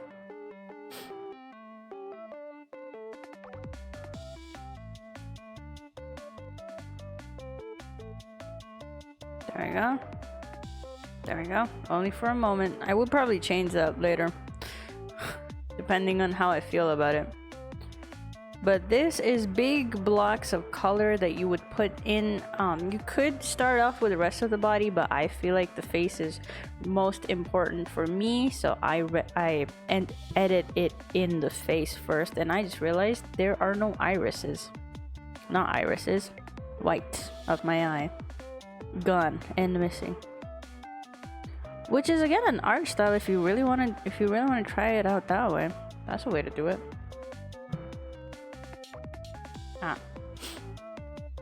There we go.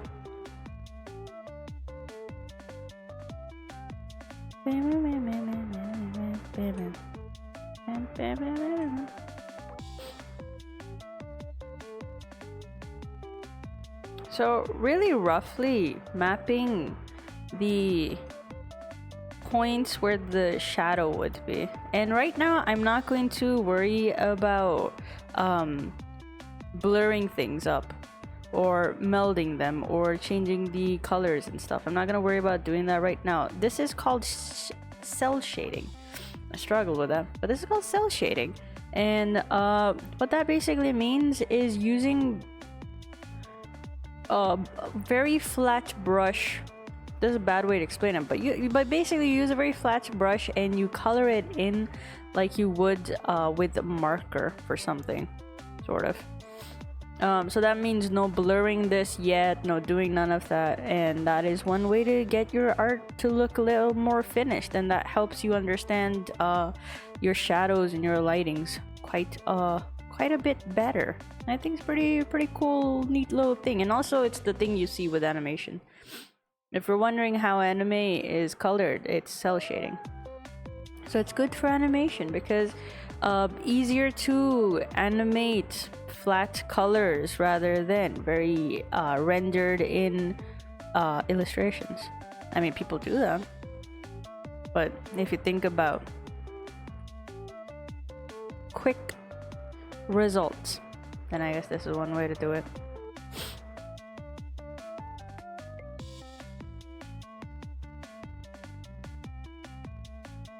And how to lay down everything, how to lay down all the colors, where to or how to understand how each of the shadow will show up. This is more about observation than it is knowing the tips and tricks for it. The more you observe things, the more you study things, and by studying I mean looking at references, trying to copy those references.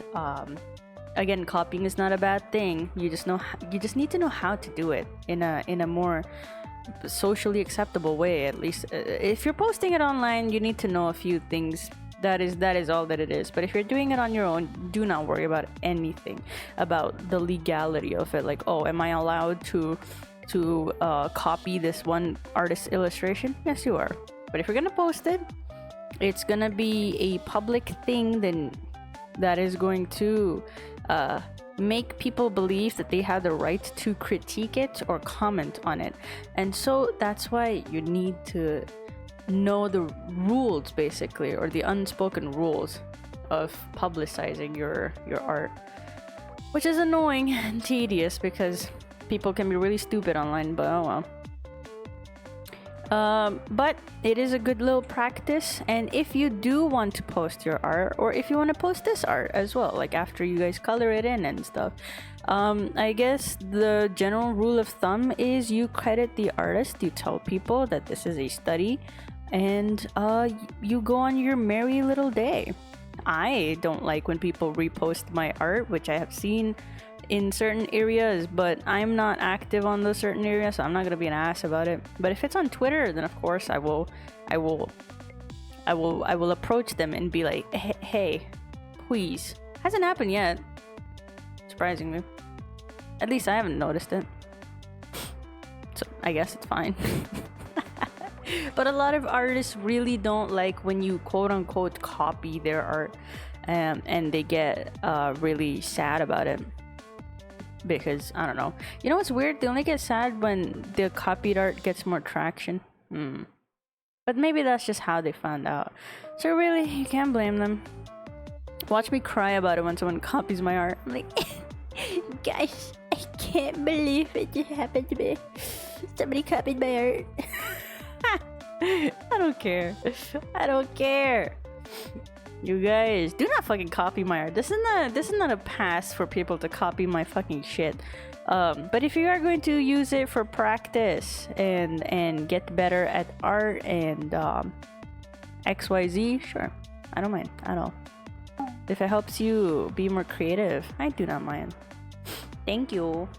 And again, general rule of thumb: if you saw something, if you copied something, just reference it. Another, oh my god, tiny little side note, the reason why I hate references now at this point, I mean, it's not a bad thing, I don't hate it, but whatever. The reason I don't like using references is because most of my references, or most of my inspiration from my pieces, is on fucking Pinterest, and Pinterest never fucking puts the artist's or the original poster's name. So I've just subconsciously decided that I'm never gonna fucking to the T reference anything. I mean, I have references on the side always, but I don't ever reference one thing. Reference multiple things so that, you know, it's not just like a direct copy of something. That is one general rule of thumb if you want to post shit online. If I got like 8 interactions, someone famous was like, look what I did. You'd be annoyed by that.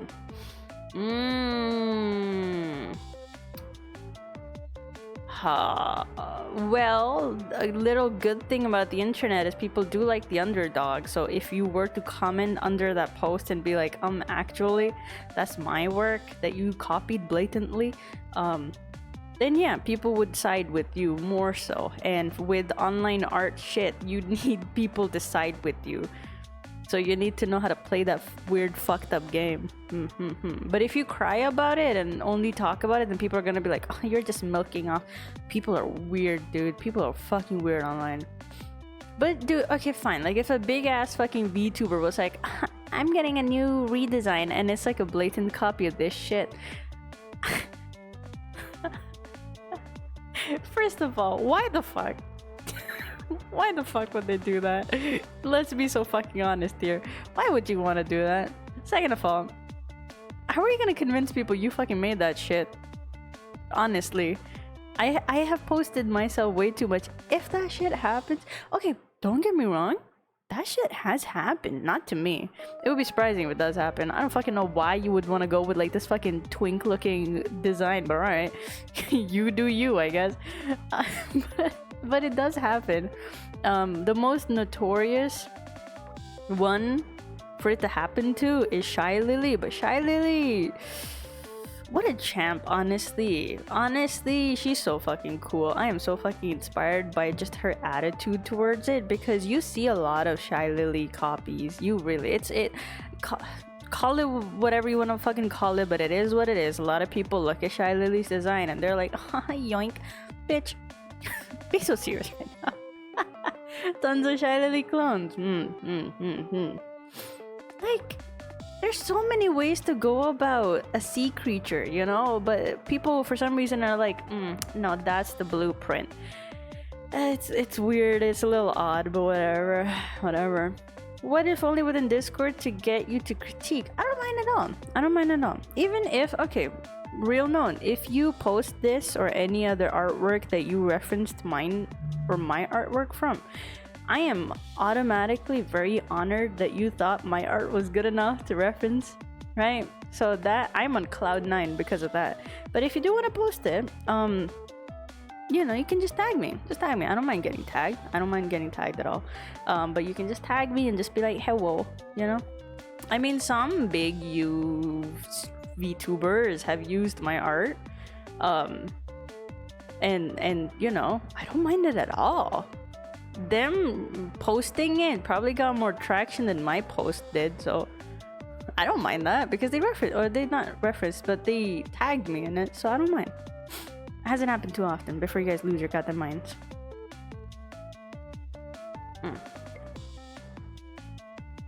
But I don't mind it. I don't mind it at all. And often it is because of big VTubers reposting my work, or not retweeting, not reposting, but it is because of that I get more traction. So really, I don't mind. It's an honor.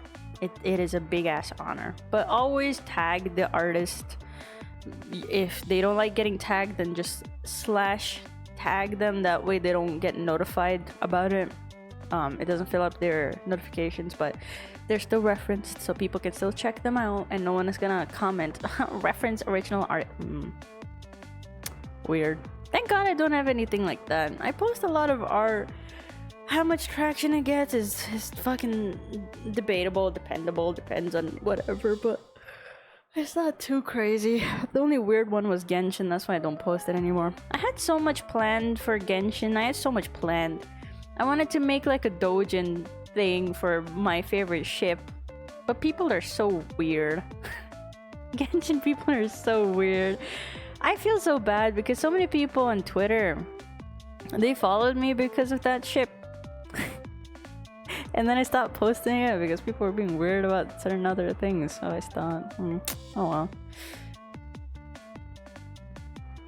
Quote tweet as a response. What do you mean? Oh, quote tweet the other people. Yeah, sure, you could do that. So one of my friends got me a kick-ass Gundam poster. Let's go. Tons of oh yeah, she basically was forced to comment on it. Oh, Shy Lily. Yeah. One of them got way too crazy. I think I talked about it on Discord the other day. One of them blatantly copied, and the way that Shy Lily talked about it, oh my gosh, she gained so much respect from me. That is so commendable. I wish I could be as graceful as she is, dude. So fucking gracefully was she managed it all. That was so cool. That was so cool. I saw it and I was like, oh my god. I'm such a horrible person. I wish nothing like that happens to me because I would not be able to handle it with nearly as much grace as she did. Dude, she was so cool. Dude, it was so cool. And she was so honest about it too. It wasn't like it's fine. Like, no, she was so honest. It was so cool. Welcome back, Gambit. Speaking of which, how is that little project going? Which one? There's a bunch. There's a bunch. If you're wondering about your fun little project, it's still going. Don't worry about that. I might be a little late, which I do apologize about. But such is art. Such is art. If it does not inspire you instantly, or I don't know, if your brain is not inspired instantly, you lack being able to make good shit. I don't know. But still going. Thank you for the redeems, Derpoo. Let me do those real quick. By those I mean drink. That's because I'm dying inside from excitement. You would like it. I hope.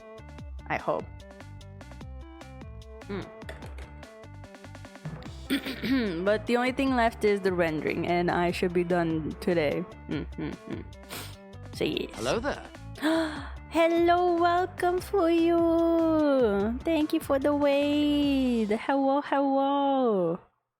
How are you? What were you up to? Techno witching hour. Let's go. How exciting. Welcome in, everyone. I am Rekai. Hi. How y'all doing? What are you guys up to? Hope you had a wonderful stream. I am teaching people how to draw. Not really. I'm teaching people how to color. Sort of. Feel free to join in. Satisfactory is fun and terribly addicting. Ooh, dude. I've seen it so often, but I don't really know what it's about. Is it like a farming sim, sandblock type, survival type thing? Looks really cool. It looks very cool. Probably have it on my wish list as well. The color theory is still... It's stressful. Don't worry about it. So I'm home now. Got my ass beat by my own magic deck. Whoa, what does that mean? What? Thank you for following me. Ease. Welcome. Hello, thank you for following me. I appreciate you. A wolf has descended. Oh, let's go. A woo. Isa is fine. Done.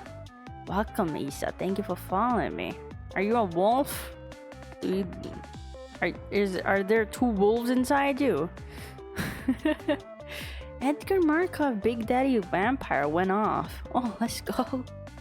Big Daddy Vampires, say less. You get sent down to a planet to exploit its resources for its stereotypical mega corp. Love that. And you get more and more machines to exploit. Harder and harder. Oh. So, would it be wrong to compare it to Subnautica? Sort of.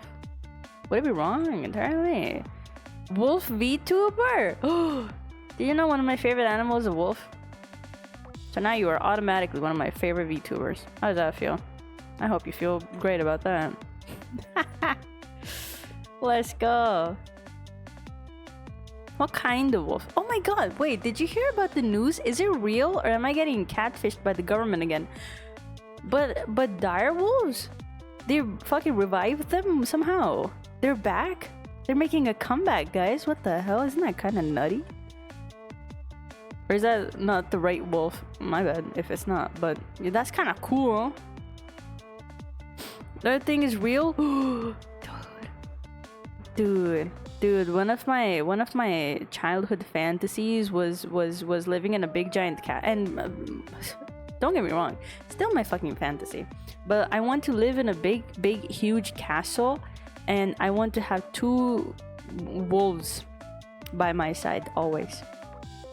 And they will be the guardians of my big giant castle. And that is still a very big dream of mine. Everything I do, every time I save money, I save it knowing that I'm gonna buy a castle one day and live in it. And then the 40 years from now, they're gonna be like, oh, I wonder what that mysterious old lady did in her prime. And it's just gonna be me as a VTuber. That's the goal. But welcome in. Welcome in, everybody. I hope you're having a wonderful time. If you would like to rest, feel free to do so. I'll be here for quite a while, yapping away.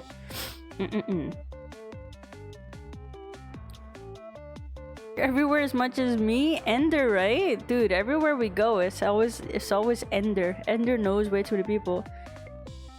Mother dumbasses. How dare you? Even though I said it, how dare you?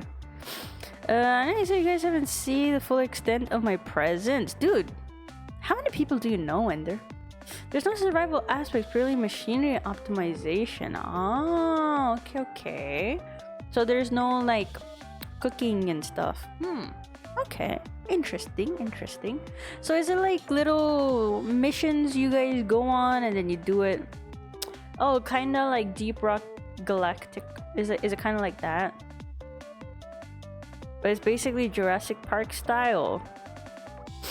I think they took like existing descendants of dire wolves and then took the DNA and then mushed it all together.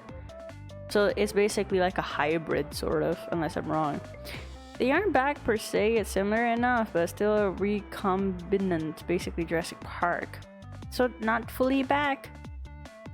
For this stream, I revamped my ironworks such that I had no bottlenecks in production. Ooh, let's go. So you optimized. Oh, cool. How exciting. My knee is all wrong, but it's fine because you know what? This is just a fun little art piece that I'm using to teach you guys. So it's all fine. It's all good. I know a lot, but they aren't all VTubers. I don't mix the two communities. Oh, interesting. Go EP now. Okay, thank you for stopping by, Isa. Hope you have a nice EP. Hope you dream of many wolves. Have you guys ever seen the fucking TikTok trend where people are on their knees and arms and like galloping, pretending to be wolves in a, what's it called? Cult? No, not cult. What's it called? Pack. Pretending to be in a pack of wolves. That's the only reason I don't tell people I like wolves. So they don't associate me with that. If that's you, Issa, I respect you, but like, you know. That's the only reason I no longer tell people I like wolves. Basically, HQ needs you to make these parts for a project, so exploit the planet and build all you need to send it up. Ah, I see. Happy to meet you. Happy to meet you too, Isa. I hope you have a wonderful EP and the rest of your day. Or night. Now, if you're eeping, I don't know. It's past midnight, so I will lurk. Alright, thank you for lurking. Hope you have a nice rest. I'm all over the place, sorry. What kind of TikTok you watching? Let me tell you. It's called Brain Rot TikTok, right? And basically, other brain rotted people make that kind of TikToks, and they're like, "Yep, that's some good shit." And then right before going to EP, I have to fuel my brain for that because in my head, I need to know all of this.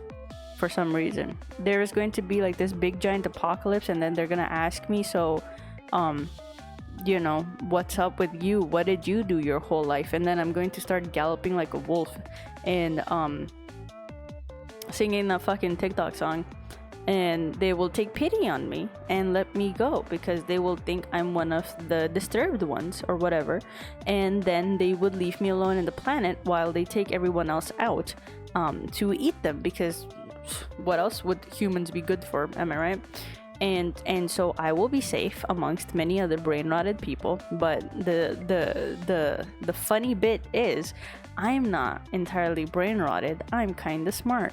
And so when everyone else is like zombified trying to connect to TikTok, I will be the enlightened one, and basically survive better than everyone else because I'm just a poser. I'm just a poser. My fucking dream is to live without technology. So, you know, if that apocalypse ever descends upon us, I'm good. I'm good to go. I have been yapping about XYZ things way too much, but basically what I'm going to do right now is make it not cell shading anymore. So what I'm going to do is take my blur tool and blur out some of the edges, not entirely, but only a little bit. I'm going to decrease the intensity because I don't need it that high, and I'm going to blur out the parts that move away from the object that is creating this cast shadow. So hard shadows exist when there is an object obstructing the view of the light directly or obstructing the light directly, and soft shadows occur when the object that is getting light shown on it is naturally curving away from the light. So that's how you get soft and hard shadows.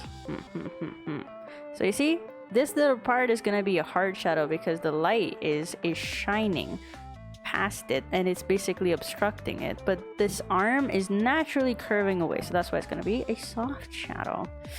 Fun little thing, isn't it? Same with here, the knee is going away from it, so it's the thigh, and then right edge of right here, the edge of this short is also gonna be a bit softer because again it's curving away and it's not fully covering it, so it's gonna be like a whole blurry situation. Do not for the life of me and yourself blur the whole thing because that makes it look muddy and unprofessional. We are coloring like pros here, so you don't want to be unprofessional now, do you? No, you don't. Exactly.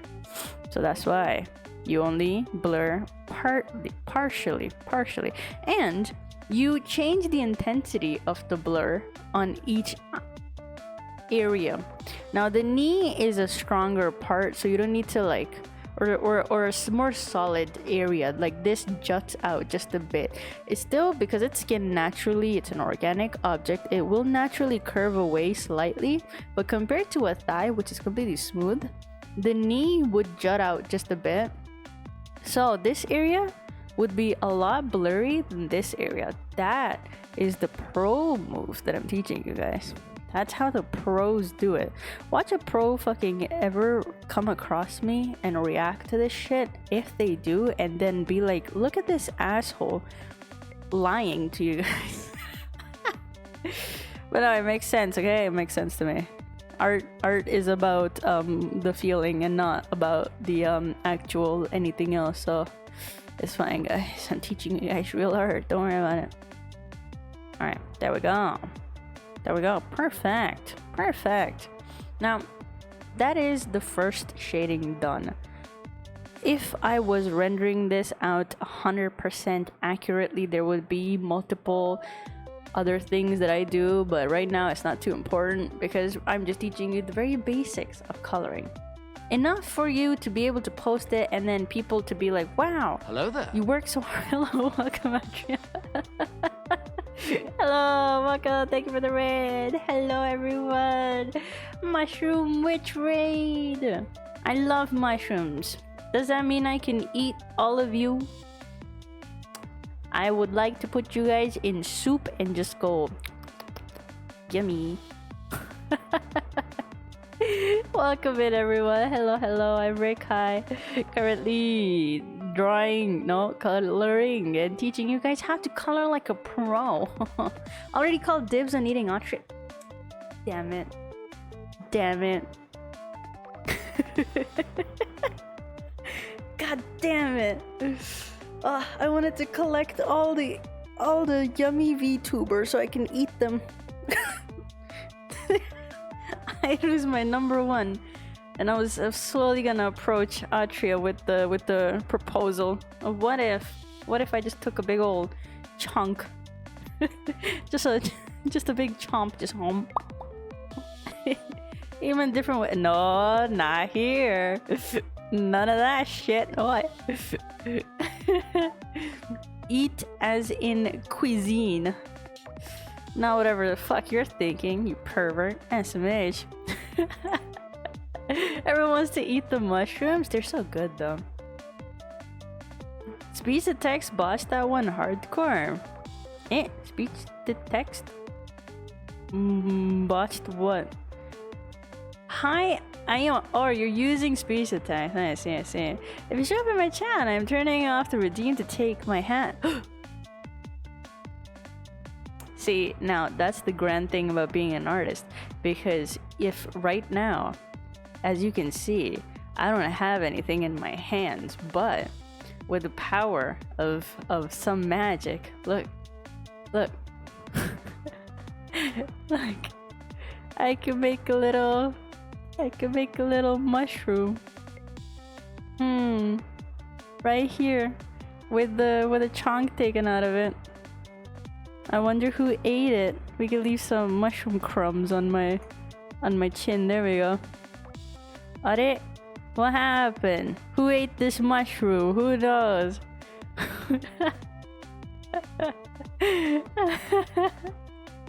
Hold on.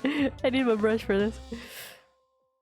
Are, what's this? Oh, no way. You won't let me eat your hat, huh? I see how it is. I see. Who has the hat now? What else is on the hat? It's like this, right? Beep, beep, beep, beep, beep, beep, beep, beep. There we go. There we go. Never underestimate me ever again. The power of art. Look, it's so natural. Thank you for following me. Hello, welcome, Capen Presso. Espresso. There we go. Chunk. It's poisonous. Don't worry, I'm not even human if you think about it that way. Pure umami. Hell fucking yeah. You shrunk my hat. If you think about it. If you think about it, I am 7'2", so maybe I'm just insanely huge and you're still average sized. You're bullying me tonight. Oh, come on, I'm taking a big chunk out of your hat. We could have you hanging out here too. We could have like a widow Atria hanging out.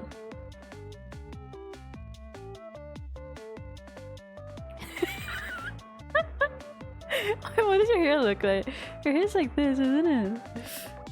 Yeah. Yeah. There we go. There we go. Are there we go. Nom nom. It's like slightly bluish, isn't it? Unless it's not, well then shit, my bad. See, you guys, you don't need references. as long as you feel it in your bones. There we go. There we go. Oh, now it just looks like it fucking decapitated you. Hold on.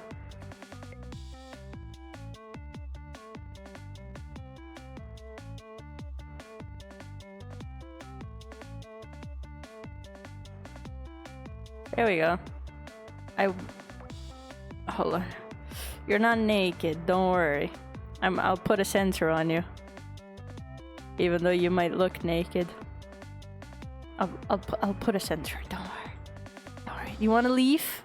I'm known to put a leaf on people. Stop licking me. I could put a leaf on you. Wait, Andrea, I don't know what your clothes look like. Hold on. Hold on. Let me see. I know you wear like a brown overall coat thing. I could be wrong though. Hold on. Your recent streams. Let me go into those. Oh, that's a clip. Let's look at that. A sweater? Hold on. I'm too committed to this bid. Give me a moment, guys. Give me a hot moment. I accidentally clicked something else. Okay, it's like a sweater hoodie thing with a green thing. If I'm wrong, then I'm sorry. I'm doing my best. Hello, hi. What? Hell yeah, get shouted out. Or get shouted at. Oh, why are you guys licking me? What the fuck?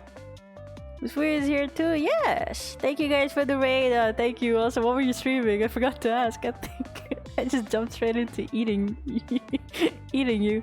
There we go. I'm gonna put like a big old cape on you. There we go. There we go. Okay, we could just put like a cutesy little. There we go. There we go. Now I can eat you without feeling too bad about it. Nice. And now we pick a brown color. See, guys, if you don't use references and you just feel it, you can do anything you put your mind to. I also really like that green color. I hope this is the right green color. If it's not, then oh, I'm sorry. But I'm gonna make the rest of your body this green color because no naked here. There we go. Cool. Nom nom. I've been lurking in the shadows. I see it. There we go. Now we're eating Atria. Perfect.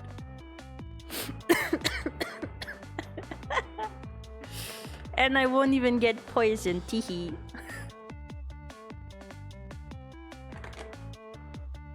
I won't get poisoned. That only means I won't die. It will make me very sick and I will be bedridden for the next few days with a bad stomach, but I won't die at least, so there's that. She got thrown in the soup. What? Real? Real? Damn, it was just a bit, but I guess you really got souped today. How was that? Damn, why am I sniffly? But welcome in everyone. I'm Rekai. In case you didn't know. Sorry for bullying your streamer. It's all love, of course. Damn. Imagine rating it. I'm just like, oh, can I eat you? Yeah. You know what they say about cannibalism? I don't know what they say about it, but I think they say something about it. There we go. Now, the reason why I put this little blush all over my I don't know, bones, cheeks, is to create the illusion that there is more depth than you can see. And also when you put like a highlight on those areas, it looks very cutesy. There is one thing we know, and that's food can't kill Rekai. Will make her very sick, but she hasn't died yet. Exactly. And that is just my own plan of becoming the strongest adventurer ever that you could ever look at or come across. I don't fucking know. Because, okay, be so real with me. Out and about, exploring, adventuring in the wild, you are gonna get hungry over time, and I am too shy to kill an animal and eat it. So, unless it's already dead and handed to me, I'm not gonna kill an animal and eat it. So I need to make do with mushrooms. That's why I love mushrooms. Any mushroom I come across, I eat it. Is that why I get sick too often? Who knows? Alright, one thing that I completely didn't even bother explaining is how I even choose the color to shade with. So I'm going to do that very quickly by enlarging this little color wheel of mine and telling you exactly how I do it. So you pick your base color, right? Would you kill a chicken for food? No, I feel too bad because if they have eyes and they look up at me, I will feel bad about it. Gotta know what mushroom you're eating before eating it? My taste buds are the best way to tell. Yes. Now, the way that I color, give me a moment while I explain this shit. You pick your base color. We took the liberty of coloring this whole thing. We set down everything and we now are finally gonna render this shit out. So you take your base color and you go to your little color wheel, and over here, if you have a square that would help you recognize this better, right? So remember when I talked about hues being a thing, your values being a thing, and then saturation being a thing? All those three things are going to be utilized when you are going to color.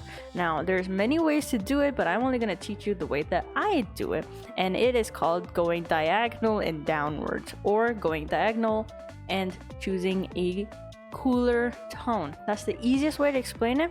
We're gonna go into a bit more detail about that. You basically decrease your value, or you make your values darker, right? You choose a darker value than your base color, and you choose a more saturated color, I guess. I don't fucking know. So essentially, you're going diagonally down to the right side, right? You're going for a darker value with more saturation. So And you can choose the intensity of it as well. Don't shy away from that. But I go for slightly not that intense saturation and dark values. But to make it pop really nicely, this so far is gonna give you a color that looks like this, right? Again, not bad. It looks really okay, you know? But you might notice that it looks just a little dark. or not dark, but it looks a little dull, almost, sort of. It doesn't have that same oomph that some of my illustrations do tend to have, that I like. Again, there's a way to utilize this. It's not bad. There's no right or wrong way of doing it. There's just a way of doing it and then a different way of doing it. So you can go with this and make it work. You can also go diagonally to the grayer side and make that work. A lot of people are able to do that as well. Actually, I shouldn't hide it. Hold on. I'll just make a new layer. So you can go the grayer route as well. And before you're like, oh, that looks horrible, people do this in a very great way using the gray tones or the less saturated tones of the color. People do that in a really good way, which is what I'm gonna show you a little later. You can do that, but personally, the thing that I like the most is when you choose your darker value, more saturated color. On the color wheel, you go to the respective cooler tone. You go to the cooler hue of your existing color. Now, like I said, orange and yellow is going to be warmer than red and pink, right? This generally means that you would be going on this side of the color wheel. Now, what that means, you're just picking a cooler hue, a cooler color compared to the one already existing. You're going for a darker value, which means you're adding more black to it, and you're going to a more saturated color. That means you're adding more pigment to it. If you were to compare this IRL, if you took IRL paints, that means you would be adding more pigment to your paint, but also black paint to your original paint, and then you're gonna add a cooler colored paint to the original mix, and that way you would get a color that complements the skin tone a bit better, or not just the skin tone, but generally I think it would complement your color picking and how you shadow things a lot better. Now, there's a way to make warm shadows. People do that as well, but I just like cool shadows generally. I think that's always my favorite way to color this, and that is how I pick my colors, at least for my shadows. Now, you might be wondering, how do I pick my colors for the highlights? Excellent question that nobody asked, but I'm going to tell you anyways. Is you go the opposite direction of what you do for the shadow. So for highlights, imagine that light hits your skin and you're going to basically, this is like a little experiment to figure out what the shadows and light would feel like. Hello, Freya. So to understand how light and shadow works, you put your hand out in the sun and observe your hand. Your hand is dense enough to bounce some of the light, but it's also sort of kind of translucent enough for you to understand a bit more complex versions of the color as well, which I'm going to get into detail about. So you put your hand out in the sunlight, and the skin or the area, hello Kuraika, and the part where the sun is hitting is going to be warmer than the part where your skin is in the shadow, right? So the part that's warm is going to look warm. That means it's going to have a warmer hue to it, which is either in your yellow, orange, red, if your skin is pink for some reason, then it is going to be the warmer hue. The one on the bottom is going to be, or the one away from the light or in the shadow, is going to be the colder hue. That is how you manage your warmth and your cool tones. Earlier, I believe Jacob asked this question, how I manage the warm and cool tones. And this is what I mean when I said it's always going to be relative. So we have a warmer hue for the skin in the shadows, but we're gonna go for no, I said that wrong. We have a cooler hue for the skin in the shadow, but we're gonna go for a warmer tone for the skin where the light is shining directly at it. Quack to you too, illegal bean. And the way that we went diagonally down right, we're going to go diagonally up left. That means we're going for less saturation, lighter values, but warmer hues. So we're gonna go up all the way here because my skin tone on my model is a bit on the colder side, or not the colder side, but paler side. What the fuck am I talking about? So the light, I'm gonna decrease this just a bit so I can actually see what I'm doing. There we go. Now back to my brush, and Again, anime art style, I'm not actually going to be coloring in every single aspect where the light would hit. This is my own art style. Here in the reference that you could see, it's only on my nose, and I do an airbrush on the highlights of my face because, again, I just like that. That's my personal preference. But this highlight is going to be right here on the nose, and then I will put some right here, and then to make it a little cutesy, we put it right there, and a very subtle one on the lips, right? Again, on the face, rendering barely there. And just like we did with the shadows, the part that moves away from the light is going to be a lot softer compared to the part that's directly getting hit with the light. So basically, the rounded areas needs to be blurry, or it needs to be blended out, but leave like a sharp line to kind of create that texture, no, depth, yes. What's it called? Shapes. That's how you make shapes look better on your skin, essentially. And this is just generally going to be blurred out because the entire area is very rounded. So that's my face done, basically. Now, another side little note is I add a blush only because if I don't, the face looks very flat and almost masculine, sort of, but I want to give some feminine quality to it, not gender. This is not talking about gender, this is talking about softness and hardness, right? That kind of masculine, feminine. So I want to give a bit more softness. Thank you. Shut the fuck up. I want to give more softness to my face. That's why I add a bit more blush right at the edges or corners, and I don't know, I kind of like it. I also give it to the elbows to kind of show that, yep, this is flesh indeed. Now, then you go to the arms, and a lot of people don't like this. A lot of people think it's kind of weird to compile two different types of art styles, but I do tend to like making the body look a bit more detailed and realistic rendered compared to the face. I know it stands out a little bit, but I think it looks really cool when the clothes and everything looks really nicely rendered out. All right, whatever. Waifu thighs, fuck yeah. Now, for the arm, there's a bigger surface area for the arms, and there's not a lot of intricate shapes unlike the face, right? But if I were to render out each intricate shape, then that makes the face look too crowded, and I don't want that for my art style. So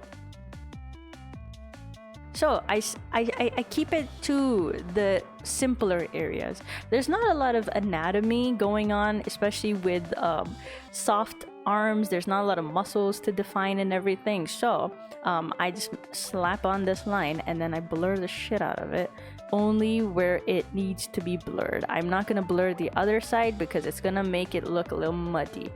Now we do that for a moment, and then we come here, and then I change my brush because I realized I was doing something wrong earlier. But this is like a soft little brush. It's gonna help me build up what's it called? The pigment on my skin. Of course. What else would it be called? Right? So it's just a little bit more definition on the arms and everything. It's just a little bit more, you know, stuff. Also, I think I missed a bunch of things you're saying. Wasn't there something wanted to say to Kuraika? Oh yeah, congratulations on getting affiliated. Thank you for reminding me, Ender. But congrats, and I hope you have a wonderful time being affiliated. It is amazing and fun, and definitely not stressful.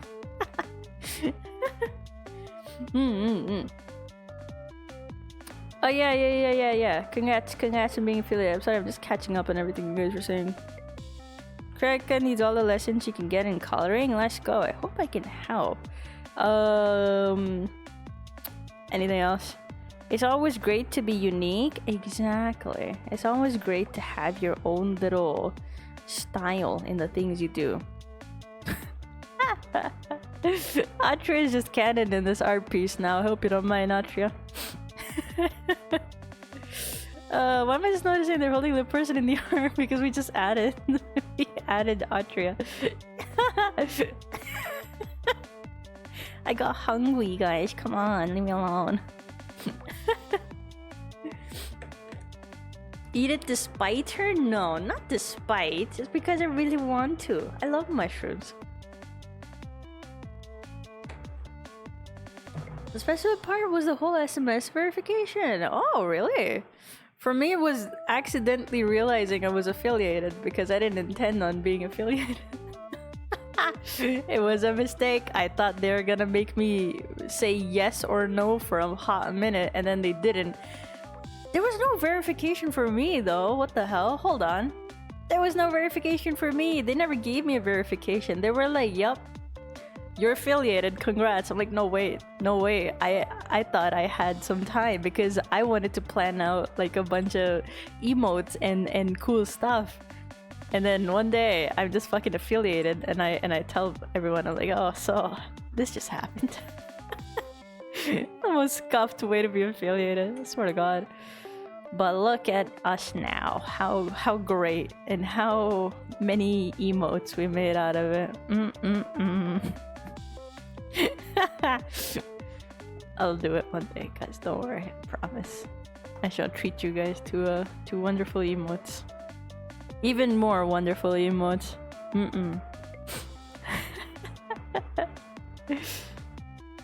It's fine. Thank you.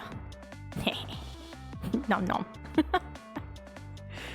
really blessed to have all these wonderful streamers to watch. Yeah, let's go. You're just that amazing? No, I'm just that fucking stupid.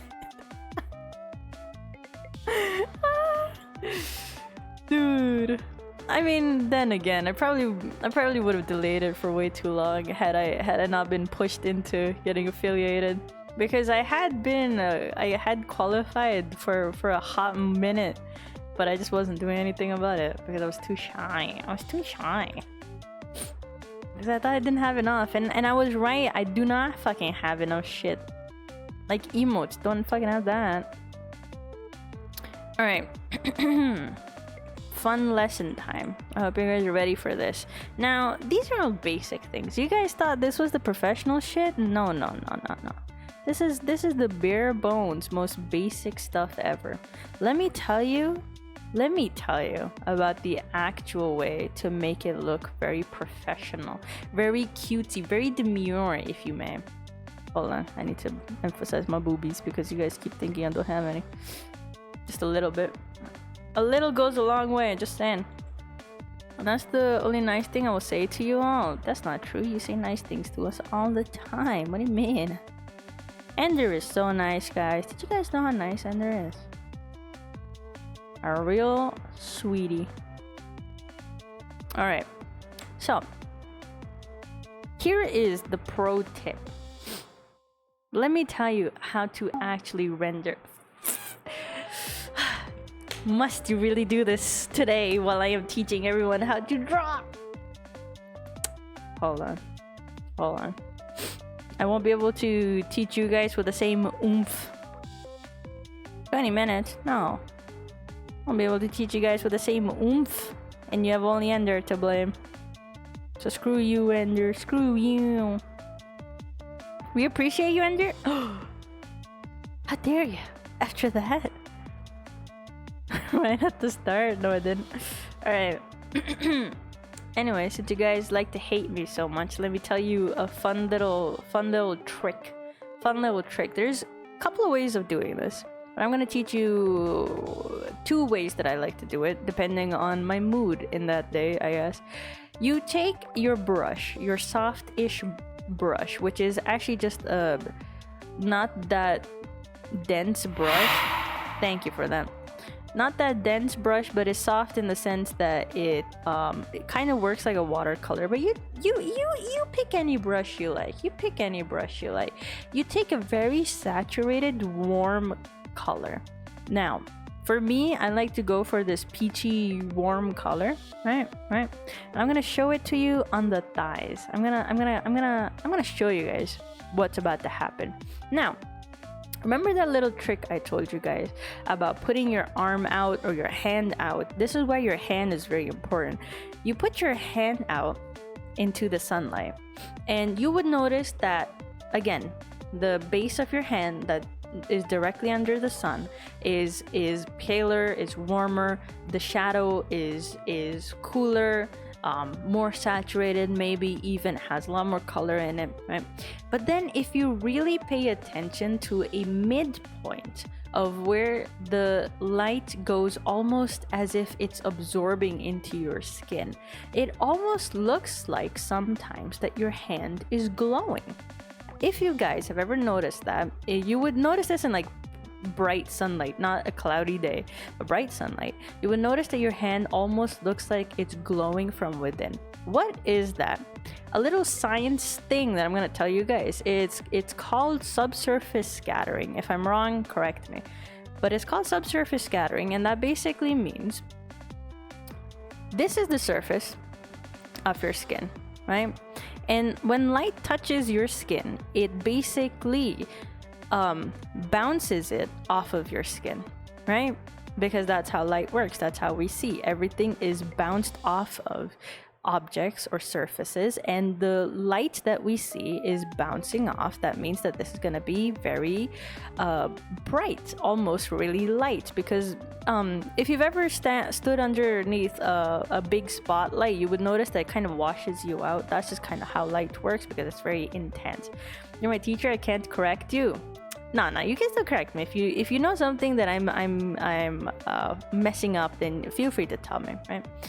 So another fun little thing about light and our skin is not dense. It is not entirely dense, because our skin absorbs some of the light. It is almost sort of partially translucent, right? That's why when sometimes in certain skin tones you can see a blush appear, because that is the actual blood under your skin, and you can see that almost through your skin. So you do see that stuff. Your skin is sort of kind of translucent, and many objects on this planet are sort of translucent. Many objects will be absorbing the light more than you can understand it, right? Now, what does that mean? When the light is absorbed through your skin, that means you would feel your hand getting warm, so that you can visualize it while also feeling it. That means the little light particles are bouncing off of your little blood particles and other objects of your skin. Or not your skin, but whatever is inside your skin. It's like bouncing around. And when it bounces around like that, it kind of creates a bunch of like scattered light. This is the subscattering effect of the light that hits any kind of surface. Another little fun object that you can look at is bouncy balls, especially the textured bouncy balls. You can notice how it almost glows underneath the light. It's because of the texture within that bouncy ball. The light penetrates the surface of it, but then it bounces around in the texture within that thing, right? So it almost kind of makes it look glowy. Like this entire inner area of your skin almost glows. But the further away it gets from the surface, right? The further away it gets, the less the glow happens. And by the time it reaches the outside or the other side of your skin or the object, the glowiness almost goes away, you know? So where is that glowiness most intense is exactly where the light is hitting or where the light is exiting, basically. So the light has exited already out of this side. Damn, I'm struggling.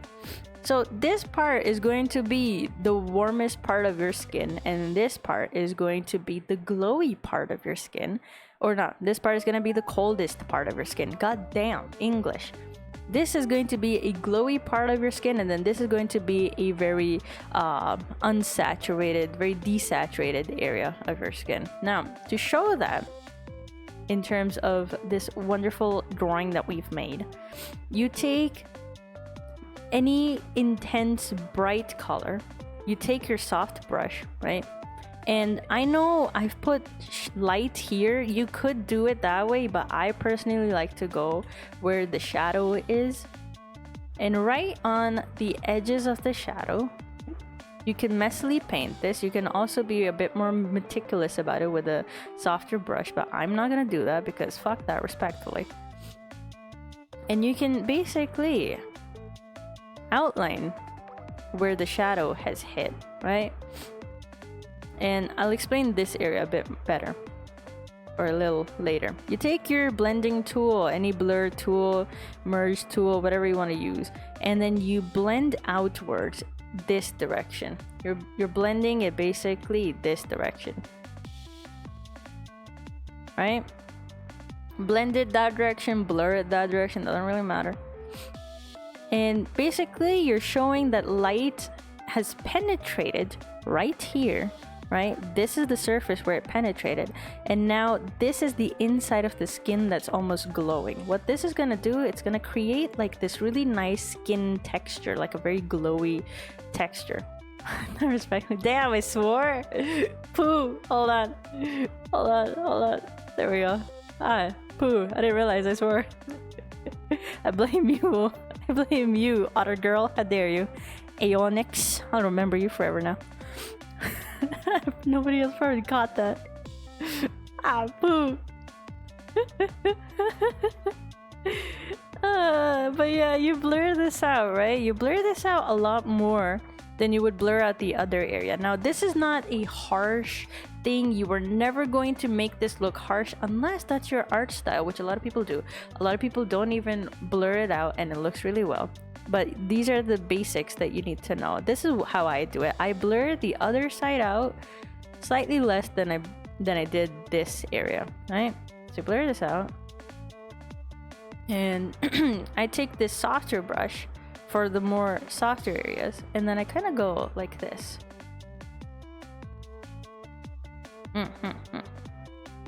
Just blending it all in.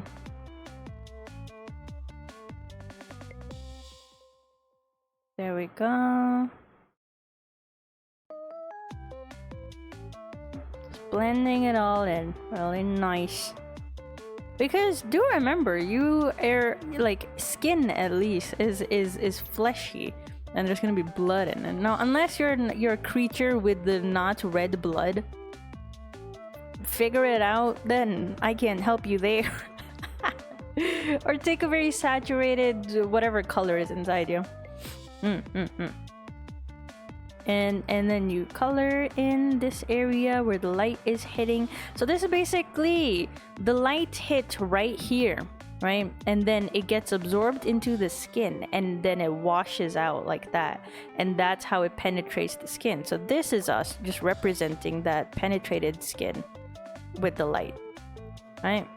And it's very subtle, but it looks really, really nice. At least you notice it subconsciously, but you notice a little change in the depth and the warmth of the skin. It makes it look a bit more fleshy. It makes it look like, you know, yeah. You more respectfully. Ah, poo. Now, on this area, this is where the skin is cut off. Now, explaining it again, how shadows work. Naturally, this part of the skin is curving away naturally from the light, but this part is getting blocked by the light because of the knee standing out over here. So it's going to block this area. We don't need to put the subsurface scattering on the areas where the light is naturally blocked. You could try, you really could, but I think it overwhelms the illustration way too much, and you can get away with you know, not doing that much, because again, I think with certain art styles, less is more. Especially with an art style like mine, if you think this is the art style that you like, you want to replicate something like this, like a very anime-esque art style, then I personally believe less is more. But there are many anime art styles that go crazy in details and rendering and you know, being very accurate about it. So yeah, it all depends on what feels best to you. But this is what feels best to me.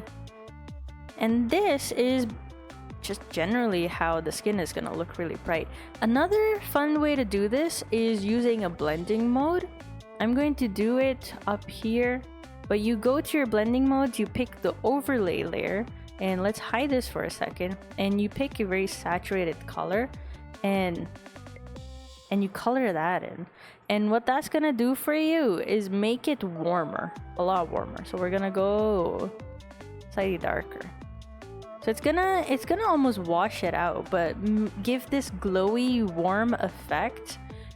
This is a natural or more natural way of showing the subsurface scattering, I suppose, because it kind of does some of the work for you by blending it in, the two tones, the light tone and the dark tone. Notice how you can barely see the color here, but same brush, it almost makes it look glowy. Definitely can do it with the blending mode, and I feel like at certain instances it's a lot successful, a lot better at representing what we like to what we're trying to represent. But me personally, I just like the reddish look, so this is like my own art style type thing. But yeah, you could definitely go with a blending mode as well and make it look almost glowy. So just to show like a little, just a little difference. It's very subtle, but I like to make it look a bit more pronounced. And then this is just what I'm gonna do for most areas of the skin, especially the skin that's hitting the light directly.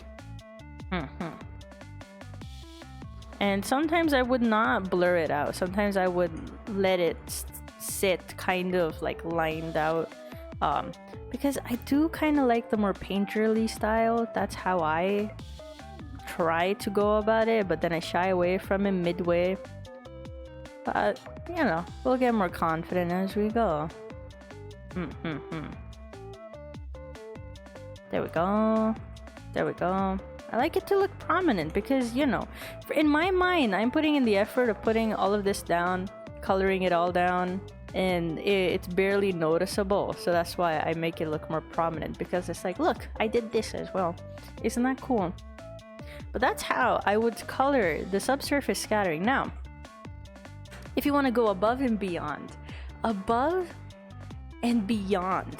what you think pro coloring is. Now let me tell you how to go above and beyond, and this is the one thing that I have been trying to learn recently. I've seen a lot of artists do this, and it is so amazing how they can make the color gray look so effective, you know?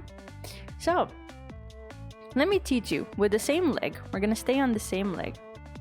What have we done so far is we've made basic light and shadows. We've made the shadows, we made the highlight, and we made the subsurface scattering. This is all within the object that we're currently coloring. Now, this is fine if you consider the fact that we don't live in a vacuum, right? If we did live in a vacuum, this would have made sense. But because we don't live in a vacuum, there's always going to be an environment around us. So there's going to be bounce light, a thing called bounce light. Now, what is bounce light, or atmospheric lighting, or atmospheric coloring, or whatever you want to call it? It is basically the background that or the environment of the object that affects the object directly. Now in this case it is gray, but if we were to make this look like the outdoors sort of, then we can color this stuff in almost more. So we're out and about, there's a bunch of grass here, right? We could put like, oh, there's so much grass. Oh my god, look at that. We're like traveling and stuff. And then we could put like some not so grassy patches. There we go. Kind of like that. There we go. So we're out and about. That's a different color. And there's just so much environment around us. We are out in the sunlight, getting directly affected by XYZ sunlight. Now, how is that going to affect the object, the individual that we're seeing? That would be the bounce light. Now, many artists do this in many different ways. Some would color pick the actual background or environment and use that as the bounce light. That way the image or the character looks like they belong within the environment that they're in. Now I'm gonna show this in a very subtle way. I picked the blue from wherever, right? And then I'm gonna pick the green because the surface is going to bounce light back up, and so that bounce light is gonna make like this green light bounce on the legs. Sometimes it would also show up on the face, right? Now, this is cool and all. You can do this. I often do this as well. Another way of doing this is, again, you create an overlay layer and you basically pick like a more saturated version of the environment and you color that in. Hold on, I need to do this. So you color that in, right? And it makes you look a bit glowy. It makes you look like, I don't know, it doesn't make you that dull. It kind of, if you look at the values of this, it is going to lighten the value rather than darken the value. Again, that's an interesting way of playing with values as well, and also making your character stand out more rather than blending within the environment. That is one way of doing it as well. Another fun little trick though, the one that I have been really interested in getting to understand, is you don't really consider what's going on in the back just yet, not entirely, right?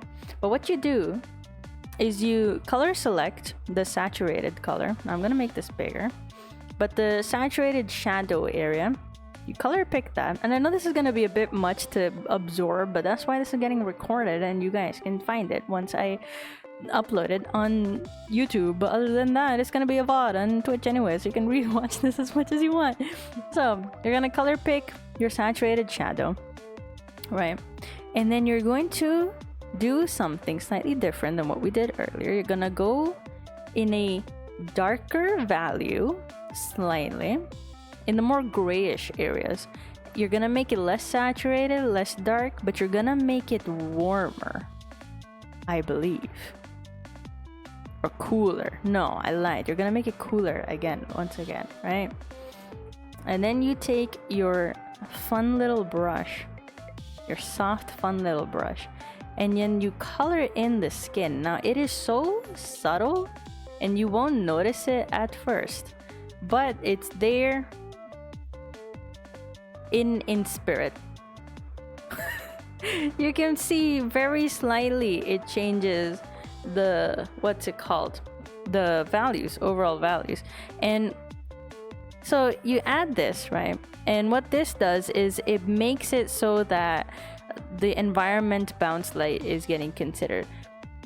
Side little thing that I do that you might notice on some of my illustrations is this area. These colors are probably my most favorite colors to use for subtle lighting, and I pick like this really out of this whole color wheel sort of color, like right here. It's like a very saturated bluish kind of color, but I am very light-handed with it. I'm very light-handed with it. I think for my skin, it will look better to be a bit brighter because I don't want my skin to look too dull. This is something I'm still trying to understand fully so that it looks really nice. As you can see here, I have done that shading. It's like a lighter blue sort of color. So staying within this hue, right? I guess that would be the best way to go about it.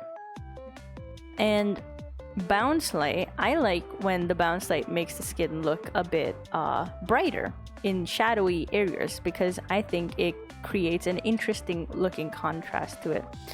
So very subtly, we're gonna add like this bluish tone over the gray that we put. And it's so subtle, but it kind of creates like an interesting depth in the way that you would render skin. Now, the reason I do this is because I recognize that I'm not putting that much effort in the face. It is the art style, sure, but I do kind of want more depth to it or more interesting little details to a face. And so I am trying to figure out a good way to incorporate this like highlight that some artists put. I will be showing you guys some references some other time, like some really cool artists doing this tiny little trick with the blue color, more prominent on non-skin areas, we'll say, but it's still pretty fun, especially for this area because it's just like in the back, barely any light touching, so it's gonna be bluish because the environment is just so bluey, right? And this would change depending on the environment, background. If it was like a dark environment, I would go for like a darker purple maybe and make it look a little darker. If it was like a neon environment with lights and stuff, then it would be a completely different other thing. This one kind of looks like a zombie. Don't worry about it. Don't worry about it. But yeah, that's like a bit of a tricky way of coloring the skin. But with the gray background, you can see it a bit more prominent now. This is my personal favorite way of rendering. Adding a grayish tone to a very nice... I mean, you could keep it this way if you really want to, but I feel like when you consider this as like a splash art, maybe make a sticker out of it, maybe it's like a standee, that way the blue is not going to contrast to whatever you put behind it. It doesn't really matter. But if it's like a complete illustration, if there's background, if there's other details, you know, if it's like a full image, then I do think that considering the bounce light or the environmental coloring or environmental effect on your object is important, and that is that. I hope I made sense and I can swear now, thank God. Fuck this shit. My God, I had to use my brain like 2 times more than I had to regularly. Oh my goodness. I hope I made any sense. If I didn't, then well, shit. But that's how I render skin in the most professional way until I figure out another professional way, and then that's that. Actually, there's another way to go about it if you really want to go crazy with it. You get a texture brush. Often it would be a... Hold on, let me look through my hentai brushes real quick. No, it's still here. You could do it here. This is a skin texture brush, I believe. Unless it was this one. No, that's for tights. But you could get any kind of texture brush and basically add your little texture on it, like a skin texture on it, if you want to go for like the hyper realistic kind of vibes. There we go. Because skin is porous and textured and all that good stuff. There we go. So the way that you would put texture is you put the shadow color on it, and then you would put the lighter color above it.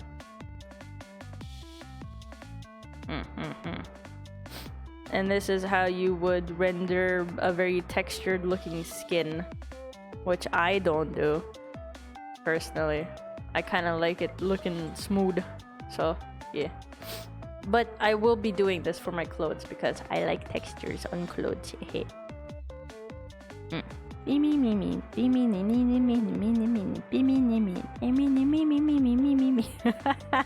hope that made sense. If that didn't, well shit, I'm sorry. Tried to say nice things about me. Damn. I'm going to rewatch the VOD just to take more notes on what I missed. Yeah. Some artists put their teachings behind the paywall. I'm glad she's giving us free lessons. Of course. Of course. I don't get the point of paywalling it because... I don't know. What? How would people even know to purchase it if they don't even know what they're learning? I don't know. And a lot of people do it. A lot of people, you know, put things up for free, especially on YouTube. And I learned so much because of lovely artists who shared their amazing work with us. Yeah. Why not? I don't even like paywalling the emotes, but here we are.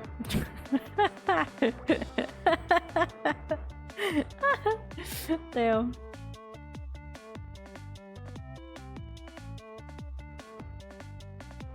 My lessons are not unique. They're not self-made or anything. Yeah, Mimo's behind the sub. Yes, I think tier 1. I think. I could be wrong. Derp, do not sass me, asshole. Also, my glasses are way too high on my face. There we go. Finally. I can look a little normal. I can't tell. Which ones are they?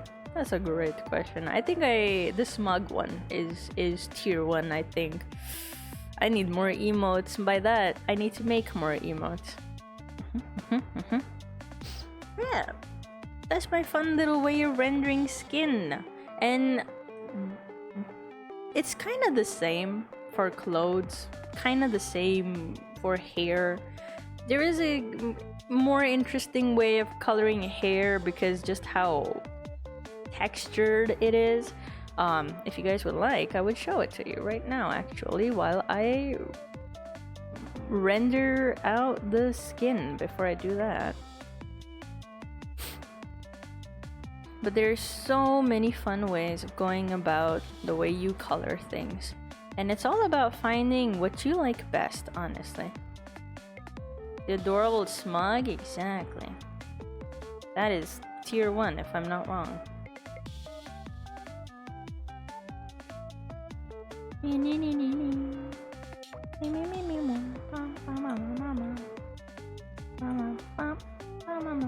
Also, about making what's it called, tutorials.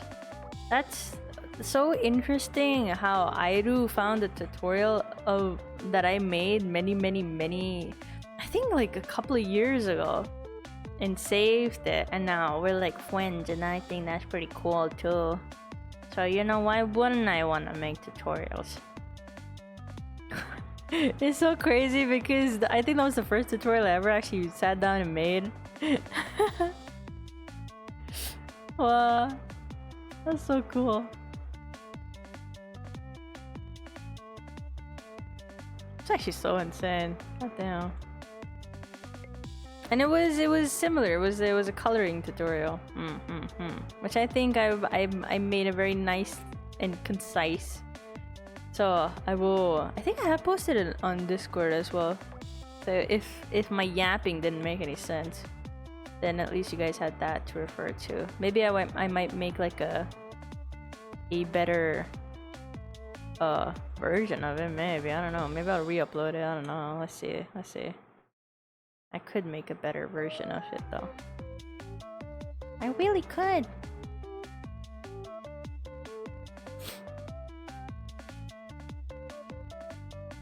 There we go.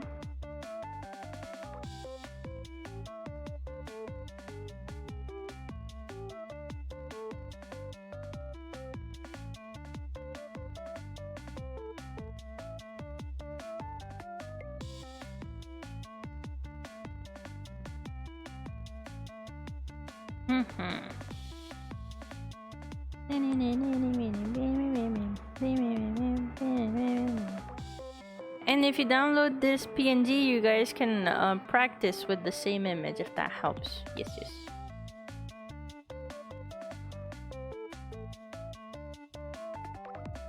And if you guys ever do it, I would like to see it as well, so feel free to post it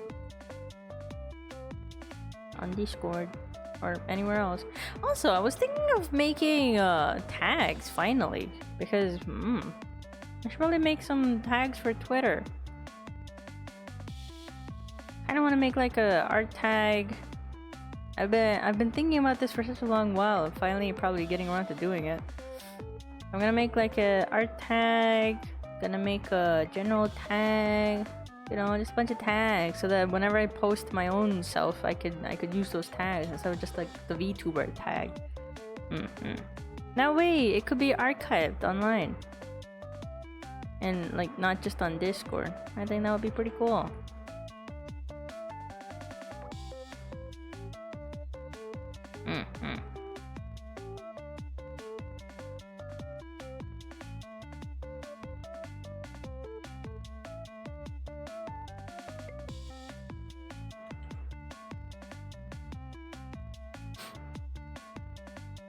I still have to figure out some of the tags though. If you guys say cuckoo tag, I'll cry.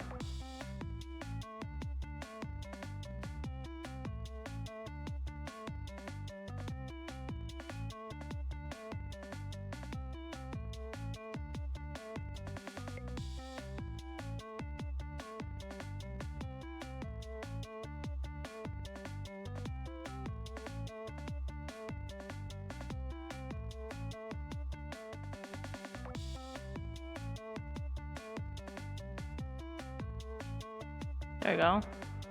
Cool. What did I say I was gonna do?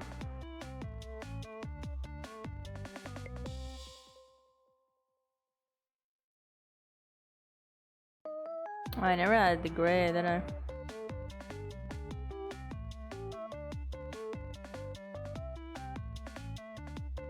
Art cuckoo. I knew it. You guys are gonna bully me. Does it have to be art cuckoo?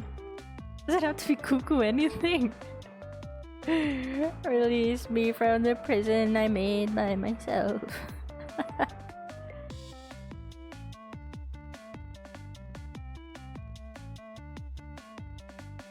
That way, when I post like my Oshi stuff, I could separate it in a way.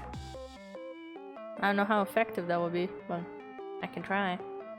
Because I've been considering making a new account just for Oshi stuff, but then at the same time, I can't.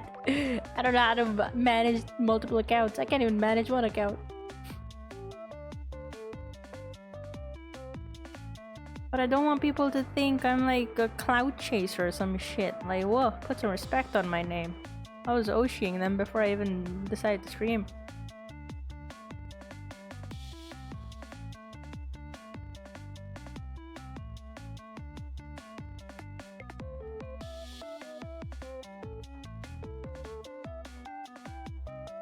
Wow, see how nice it looks, so glowy. Are there any happy accidents in your past work that you would now do on purpose? Huh. I guess the eye thing. The little rendered eye thing. I didn't used to do it that often. But I like some while back while I was rendering something, I would highlight here and then like here, right? And then I just accidentally put like a circle instead. And I was like, oh, that actually kind of looks kind of cute, not gonna lie. And so I kept that piece. Job 40k points in Nairu's channel. Interesting, fun. Cuckoo illustration. Oh, that's too long. I was thinking of just Rick Hart or something, but I think that's already taken. I have to check. Like R-E-K-A-R-T.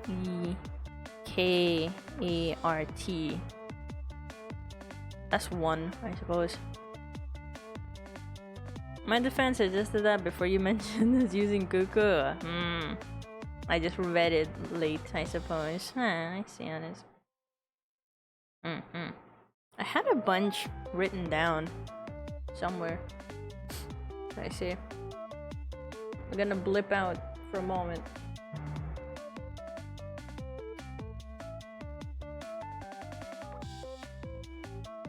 Go away.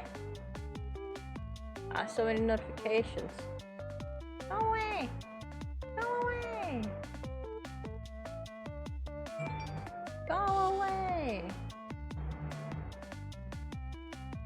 Tags. Alright, here's all the tags I had. General Rekai Cuckoo, Ray Broadcast with a K. For streaming, then for art it was Ray Cart. Then for clips it was Ray Clip This with a K again. Memes, Funny Kai. That's not that funny, gonna be honest. Yeah, I'm reading a list off my phone, sorry. Hold on, let me just copy paste that. Alright guys. Give me a moment.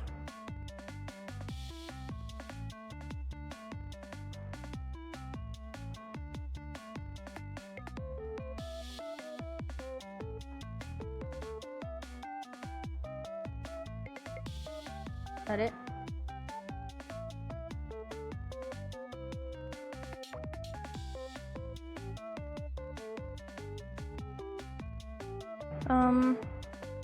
Yeah. Hold on. Give me a moment. Trying to send this stuff to myself. Very tedious.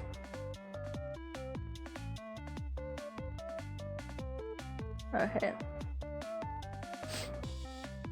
Should be back now. Oh, I don't even know how I was blipped out of existence. Sorry.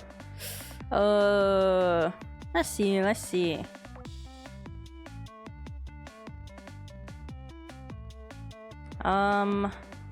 Hold on. Let me see. Yes, okay. General tag, Rekai Cuckoo. Stream tag, Ray Broadcast. Art tag, Ray Cart. Hold on. Let me just fucking take a screenshot of this shit. What the hell? I'm just gonna show it on stream. I don't give a fuck. Whose art is this? Oh, ignore that. We're going to my screenshots.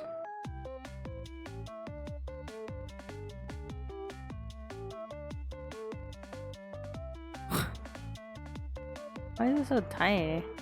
Yes.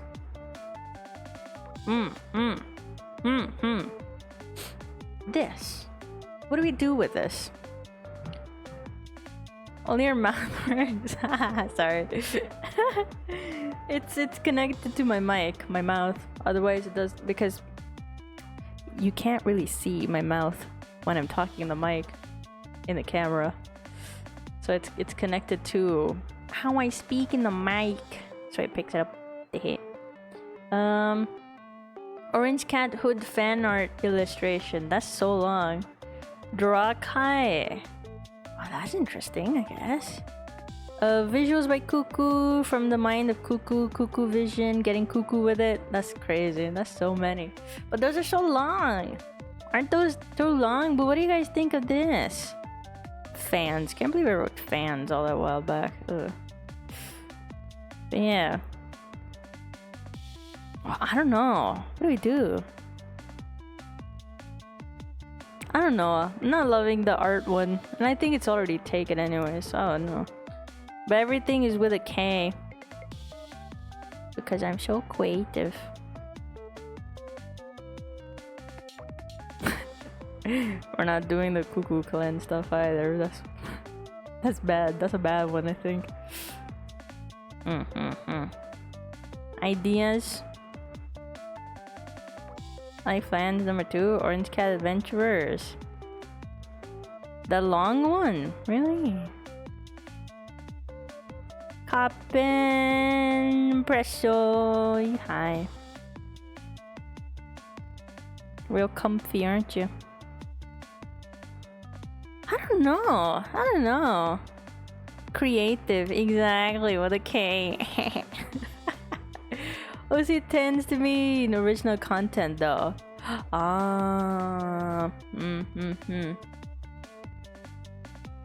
Assets can be thick cuckoo. Thick? What do you mean? Assets are fucking VTube assets, not assets. Get out. Leave, Ender.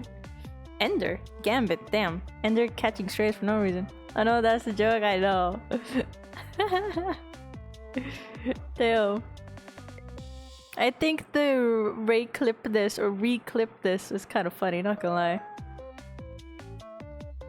And the Ray broadcast is like broadcast, you know? So that's like, I don't know. I thought that was pretty funny. Well, not funny, but very clever. I thought it was very clever. Funny Kai. I don't know about that one.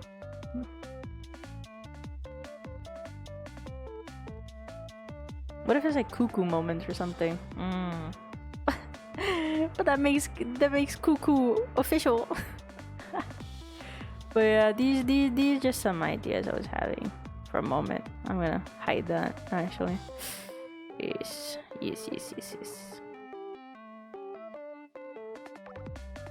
Alright. There's something I said that I would do.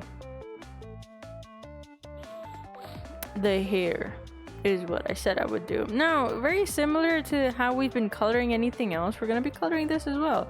We're gonna take darker value, more saturated cooler tone to color. Cuckoo. No. Good clip name, no. No, I refuse. I refuse. There are so many ways to color hair, and I think I have tried all of them.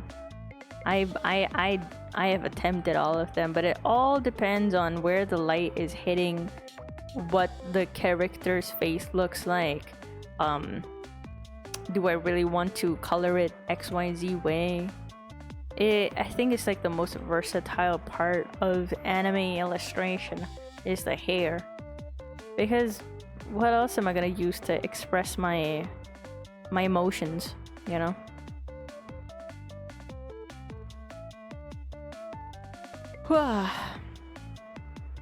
All you need to keep in mind for the hair is think about it in a big ass object. It is going to be a rounded thing because your head is a ball, sort of. Imagine it that way.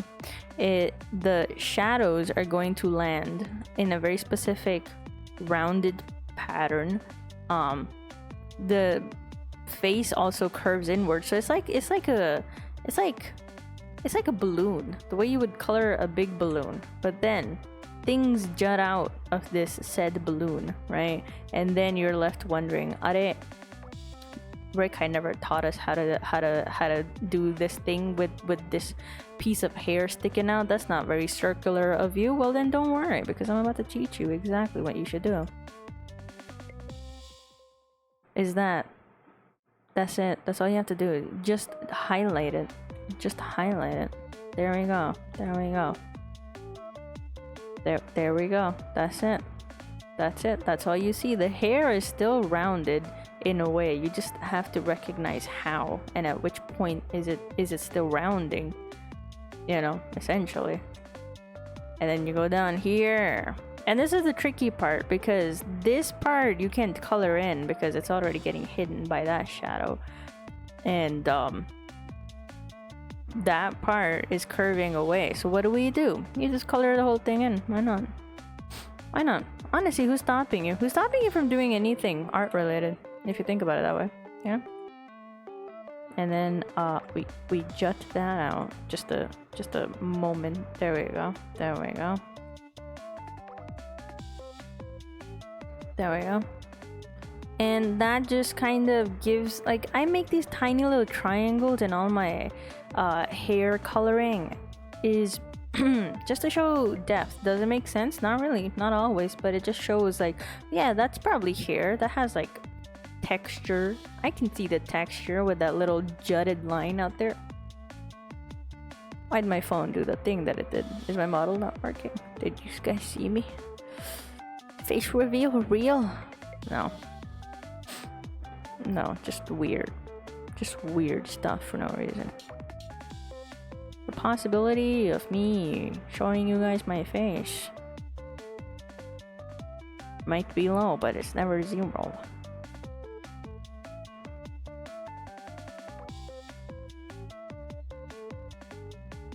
Yeah. Oh, how do I color hair? You basically, what I do is I map out. It does take a while, not gonna lie. It can be a little tedious because sometimes things just take a while, and that's fine. But you map out generally a thick shadow. You map it out, and you're trying to figure out how the light would bounce on this very flowy, solid object. Those are the worst to color because you expect it to act a certain way, but then it doesn't act that way, and then you're like, well, poo, what do we do now? Well, then you figure it out as you go. I go back and forth on this quite a lot. I lose every little ounce of planning that I've done, but it's all worth it because you get the feel of it over time. I'm still getting the feel of it. So it's just gonna take a moment. Good night, Rekai and chat. Well, thank you for stopping by, Gambit. Hope you have a nice EP. Good night. And then you do all this. There we go.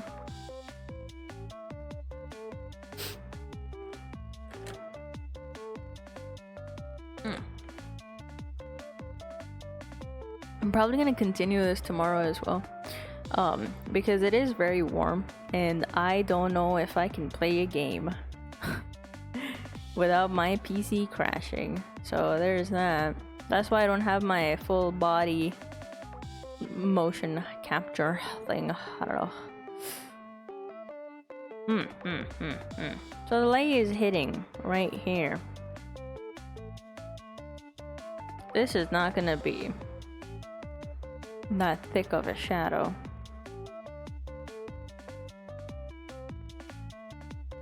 There we go. There we go. Now the here in the back, you're barely gonna see it anyways, but does that mean we're not gonna be shading it? No, we are. We're gonna shade everything. So this is like the first thick shadow you might want to put down, right? And then you take, actually no, before you take anything, you blur it out. Same way, you blur out one side of it, but you don't blur out the other side. Like this side will not be blurred out. Instead, you blur out this side of it. Think of these as like shapes that look, actually let me do this. Think of these as shapes that go like this, right? Like all of these are individual shapes. Like this. This is an individual shape going out of its way to go places.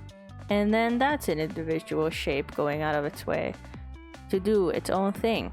So when you think of all of these shapes, if you think about it this way, remember, rule of thumb, just always remember you're only blurring out or merging out one side of that shape, not the other side. But when you do this, you need to keep the same energy for all the shapes. You can't go around blurring this side just because you blurred that side for funsies.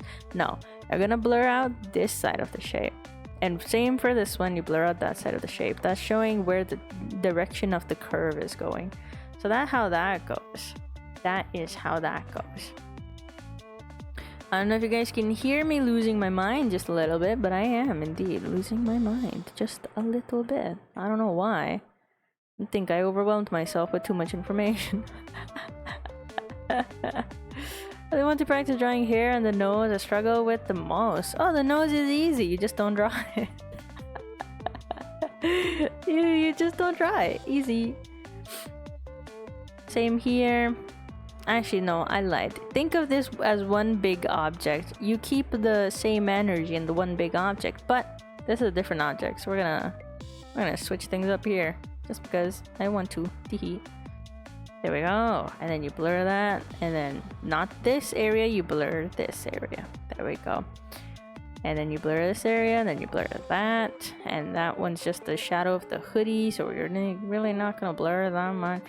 But if you really want to, there we go. And now you're probably thinking, Rekai, now what? Well, now we color out the rest of it because I forgot. Whoopsies. Whoops. There we go. The light is hitting from that side. That means this can actually be a bit brighter or not that shaded.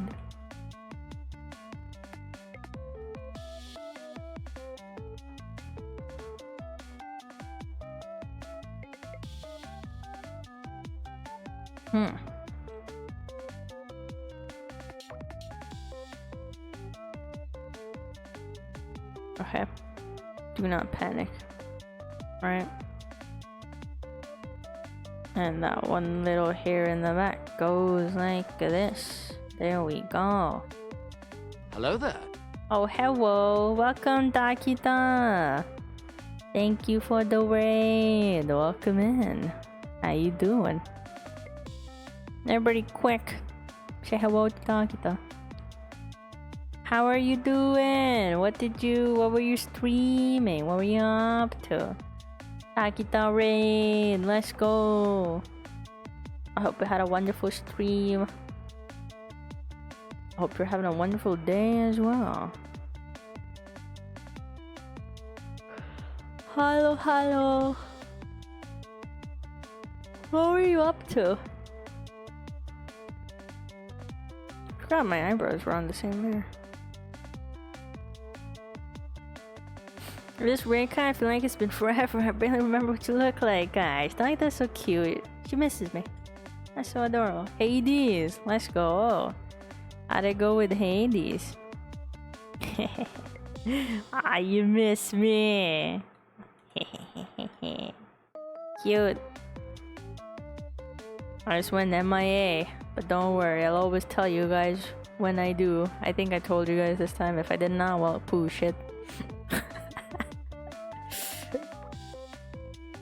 I was I had so much to do, so much to do, and I had to take a little mental break, I guess. I don't know.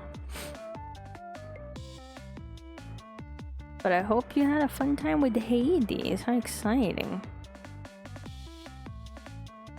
What is this miss you speak of? You know exactly what I'm talking about. You know exactly what I'm talking about.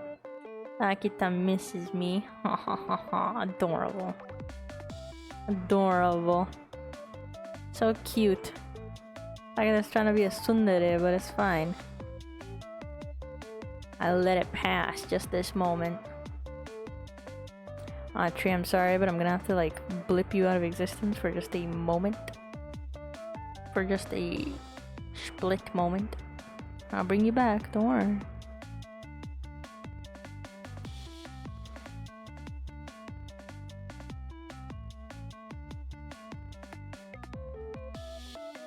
Beep, beep, beep, beep.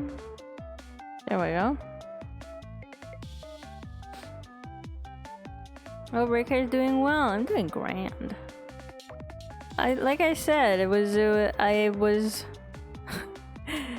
working too hard to keep up, and then I was like, you know what? I'm gonna take a break.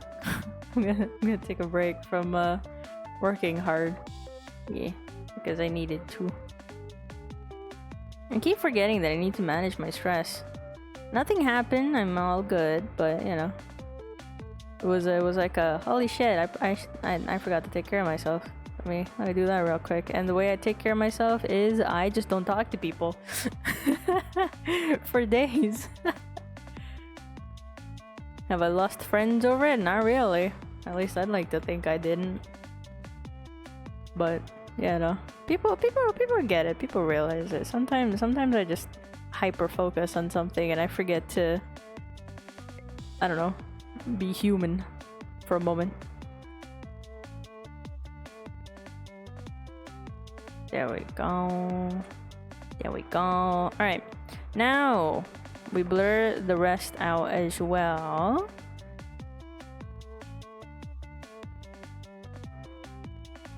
We add a nice little texture to everything, or shape, I suppose.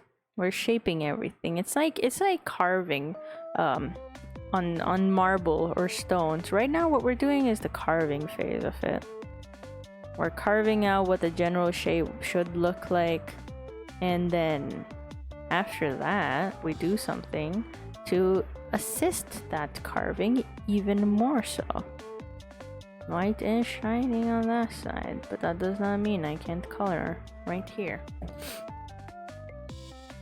Mental health day.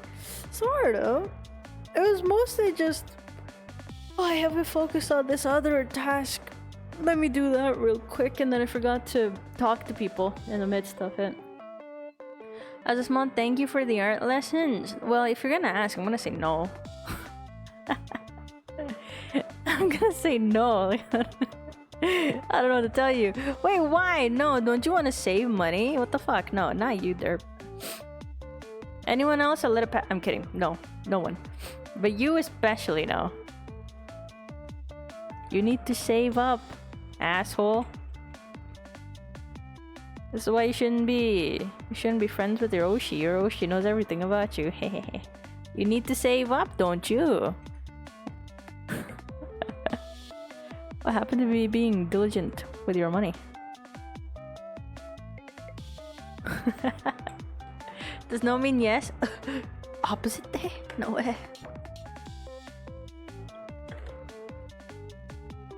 Who would have thought it was opposite day? Guys, I think this whole couple of months until summer goes away, you're just gonna be seeing a lot of art streams. Oh no. Oh no, I lost my variety. Anyways, go to the layer below the one that we just used and pick like a middle point from the blurred area. That's gonna give you like a midpoint color of this. Pick your nice soft brush. I did follow for iron. Let's go. Well, I will not disappoint you, I hope. And yeah, I should do art every week. That's my thing. That should stay being my thing. Right now, what we're doing is adding more depth to my hair. How exciting! So just triangles. If you're ever struggling, wondering how hair works, think of triangles. Hair generally stays within triangles. Don't go too crazy with it, but that's general rule of thumb. Nah, thank you for shouting that out. I do not know how to. I don't know if anyone's picked up on it yet, but I do not know and I forget. Sorry. Yes. I hope Hades went well. I hope you finished the game. Hope you're making a great progress.